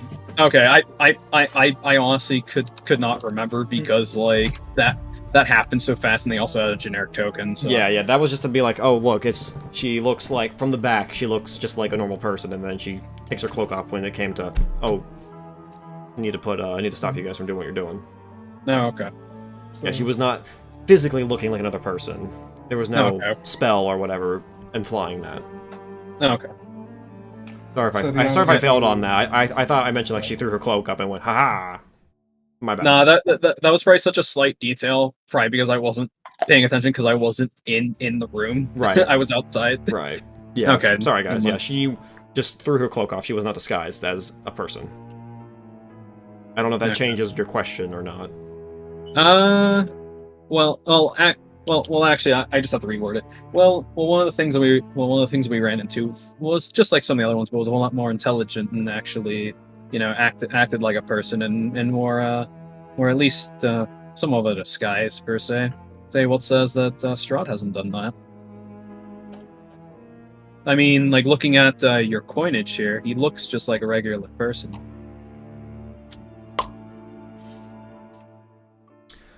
And as like Kat kind of says that she kind of like flips the coin.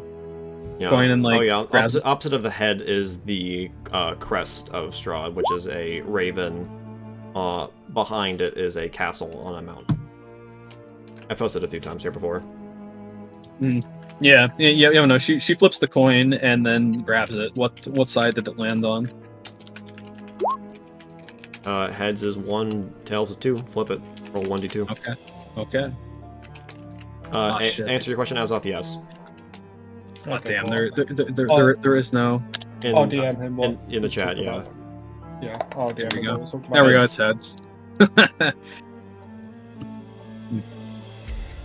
So the answer to my friend's question then was that you would neither openly support nor openly work against the Count, I believe. I will answer this. I would rather serve the devil than the madman Vargas himself. Wrong answer. Well, I. well, we were For me, talking about Strahd. Weren't we talking about Strahd? Sorry, is that in matter? Then. No, That she was wasn't she meta. was doing air quotes around the devil part. Yeah, she's doing air quotes around the devil part. What I Oh, said okay. was in meta. Yeah.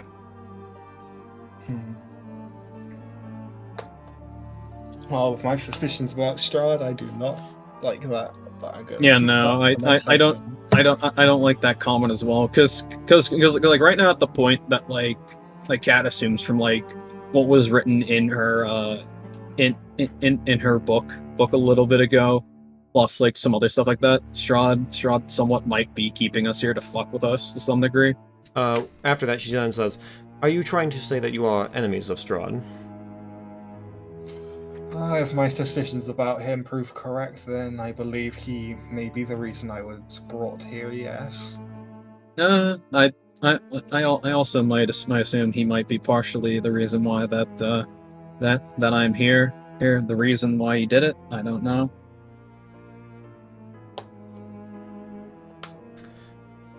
Well, I will say this place has proven more about myself than, or when I mean prove, it's been definitely an interesting training exercise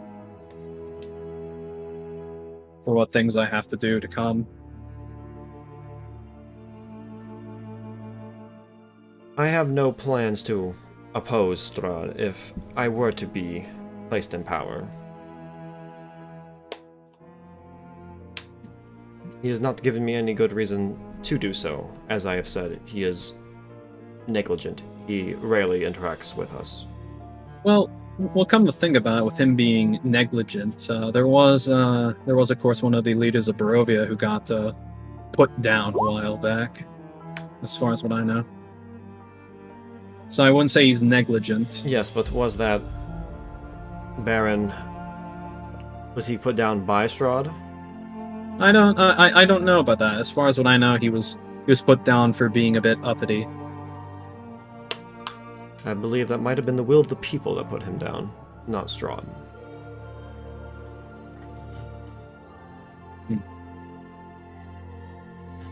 That wasn't what we were told, but I think we'll just have to agree to disagree then.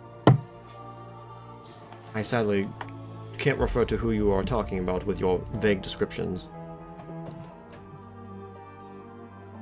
Don't worry about it then.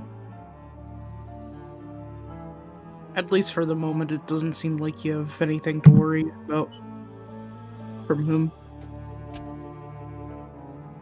After that, the dinner plates are taken away. Before dessert is presented, time has come. Do you wish... You still seem like people who wish to oppose the Baron. Do you wish to form an alliance against the Baron?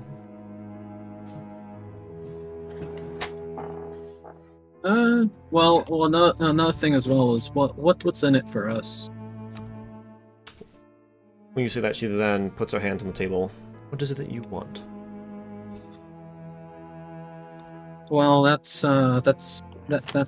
pretty vague. What can be provided? Are you asking for coin? Are you asking for goods? I need descriptions of what you want. What are you seeking? I would also like descriptions, or at least a level, or at least a ceiling and a floor to what can be provided. Well, I can provide whatever I'm capable of now as a down payment, and should the Baron be disposed of, I'm sure I can convince whoever becomes the next Baron to possibly assist you no matter what.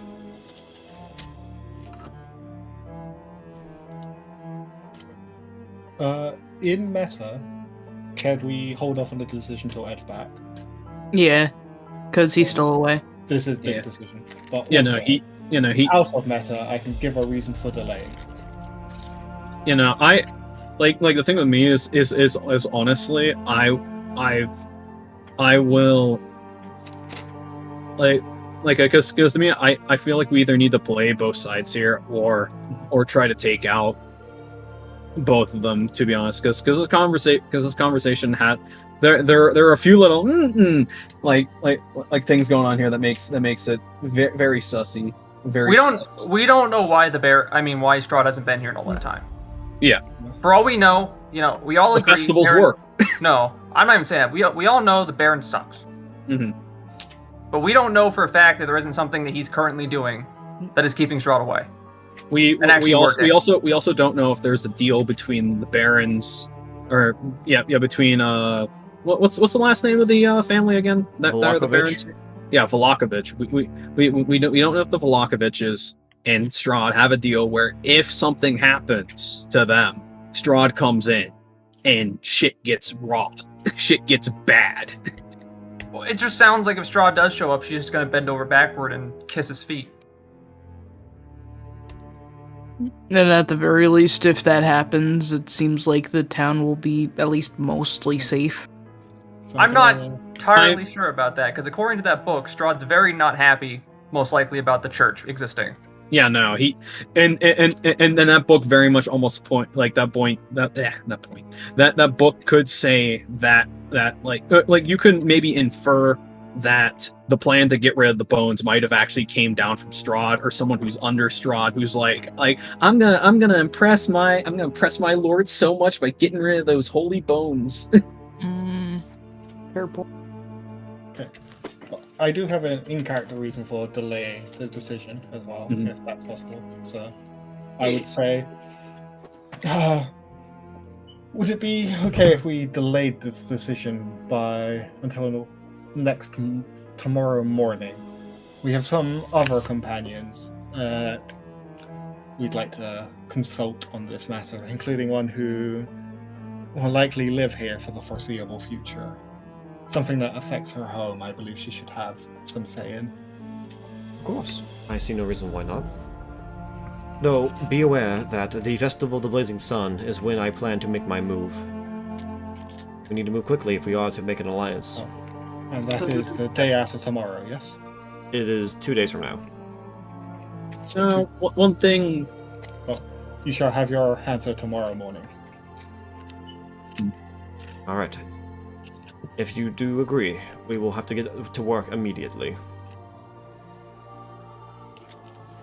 If not, well, I thank you for taking your time to come and have dinner with me. And it's at this point that they bring out the dessert, which is a rhubarb crumble. A sweet rhubarb filling topped with loose crumble made of baked oats and butter.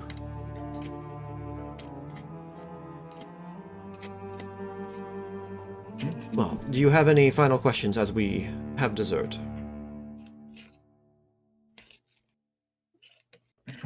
Me personally? No, I do not. No, nothing particular. I'm pretty sure I have exhausted everything that has come to mind. Quite interesting that you finally speak up, Arthur, once Strahd comes up. You have a personal grudge with the man. He stares at you and says nothing. I see. I thought I at least would have some engagement with you.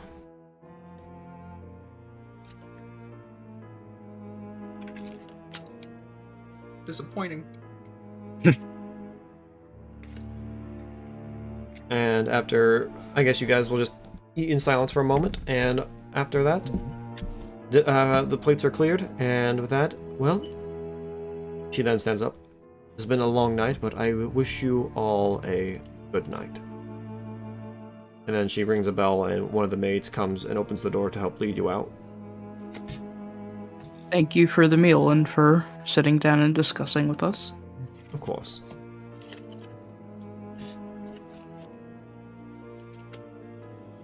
I'll say my thanks as well. I'm gonna use Divine Sense on the maid.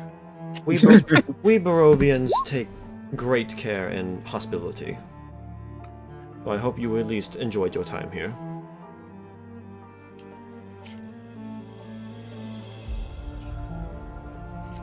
The Divine Sense picks up nothing. Damn.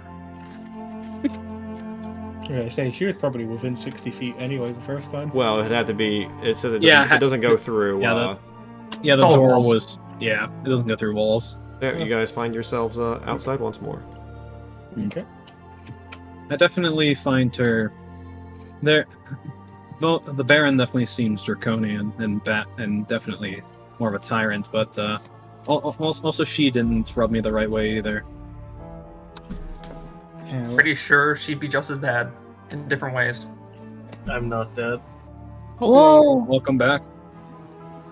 Someone want to give me the TLDR? He's We went through a lot of questions. Everything got a bit weird whenever whenever we started asking about her opinions on Strahd, and then she kind of earlier she made earlier it seemed like she was making comments about her becoming the new Baron of Alaki, and then she kind of started going no, it's gonna be someone else. I don't think it was too suspicious. I don't know, that to me seemed like as soon as we started asking questions like that, she started changing her tune about that specifically, and that kind of seems a bit To give you strange. a exact quote, right, Ed, when asked what was her opinion on Strahd, she said she describes him as a negligent landlord. Which She we also know. she also said she's not opposed to Strahd. Yeah, we also know that negligent landlord is not true, considering we got a letter from after going through Fred Durst's home. Well, The best that's way to- our experience. Well, the best way to put it is what it showed me is that Strahd doesn't leave something alone because he's negligent. He leaves it alone on purpose. Yeah, I'm gonna say it's entirely possible to me to believe that Strahd has not given a shit about this town for 100 years. Yeah, Yeah, because there's nothing there for him to care about it. So if, say, for example, if we did this, then he would probably care. Yeah, you would come over. But yeah, it's entirely possible that he'd care because we did it, not because it happened. Yeah. Yeah, but maybe we want Strahd to come in and do some shit so we can get some answers. Or maybe Strahd doesn't care about you. Fucked up. No, I feel like all I'm saying is no. He cares a lot considering the fact that there's someone of the Raven Queen sitting here. He gave us the letter. He did give us the letter. Yeah. He just if welcomed you. If Strahd is what we think he is, then the town has somewhere safe now to go thanks to us. They can run to the church's consecrated ground. But my thing about it is, it sounds like this lady would just bend over backwards and surrender the town with her reduced guard force.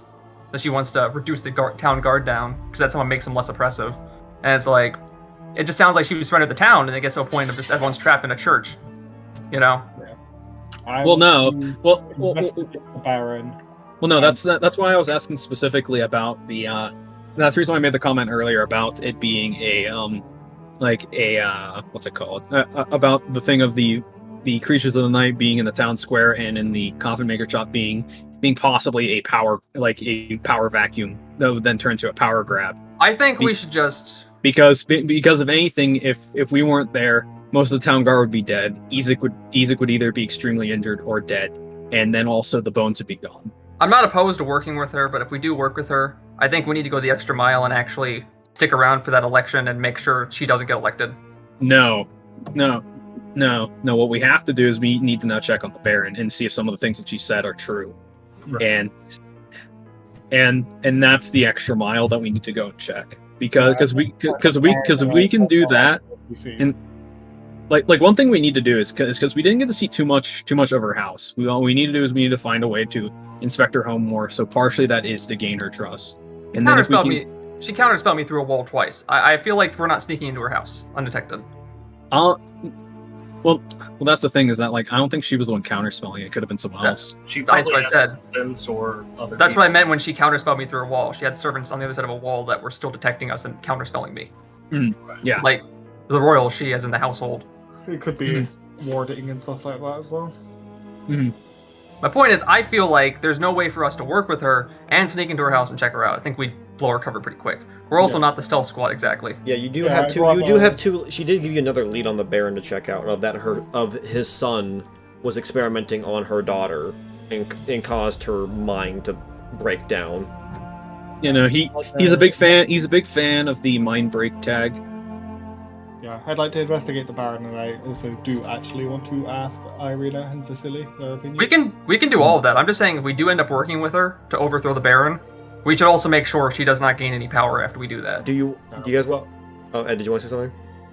I saw your icon look low. I didn't know if that was just sound being picked up. That's probably just my chair creaking. All right. Do you guys want to ask one? Do you guys want to ask Irina and Vasily as like the last minute thing we do, or do you want to save that for next time? Next time, probably. Yeah, it'd probably be best to do for next time. Yeah. Okay. So then we will wrap it up here. Do you guys plan to investigate the Baron tonight, or are you going to wait for tomorrow? I'd like to do it at night. Probably at night. Yeah, it honestly really doesn't like matter if it's daytime or nighttime because like if anything, we could probably use the fact that we're labeled as heroes. I forgot to mention one thing. What? Fiona would have mentioned one more thing about the Baron.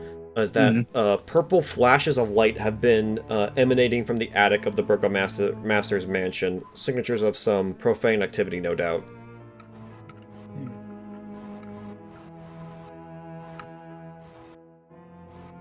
The town had a Burgomaster. The Burgomaster is the Baron. Yeah, Burgomaster Baron is the same thing. Purple is the color of necromancy. And to add on to your investigation of the Baron's house, there are apparently purple flashes of light coming from the attic. Well, I would like us to rest before we go to the Baron's house. You long rested yesterday. I mean, we pretty much long rested. Oh, that's right, because Brian burned his level 2 spell slots today. Well, if you get a long rest, then you would be the next day, because you'd be sleeping 8 hours. So if you want to sneak in at night, you gotta do it. like after this. Yeah, I feel like it's. I feel like if it is if there is necromancy going on, I feel like it's gonna be not as strong as those things that we had to fight before. All right.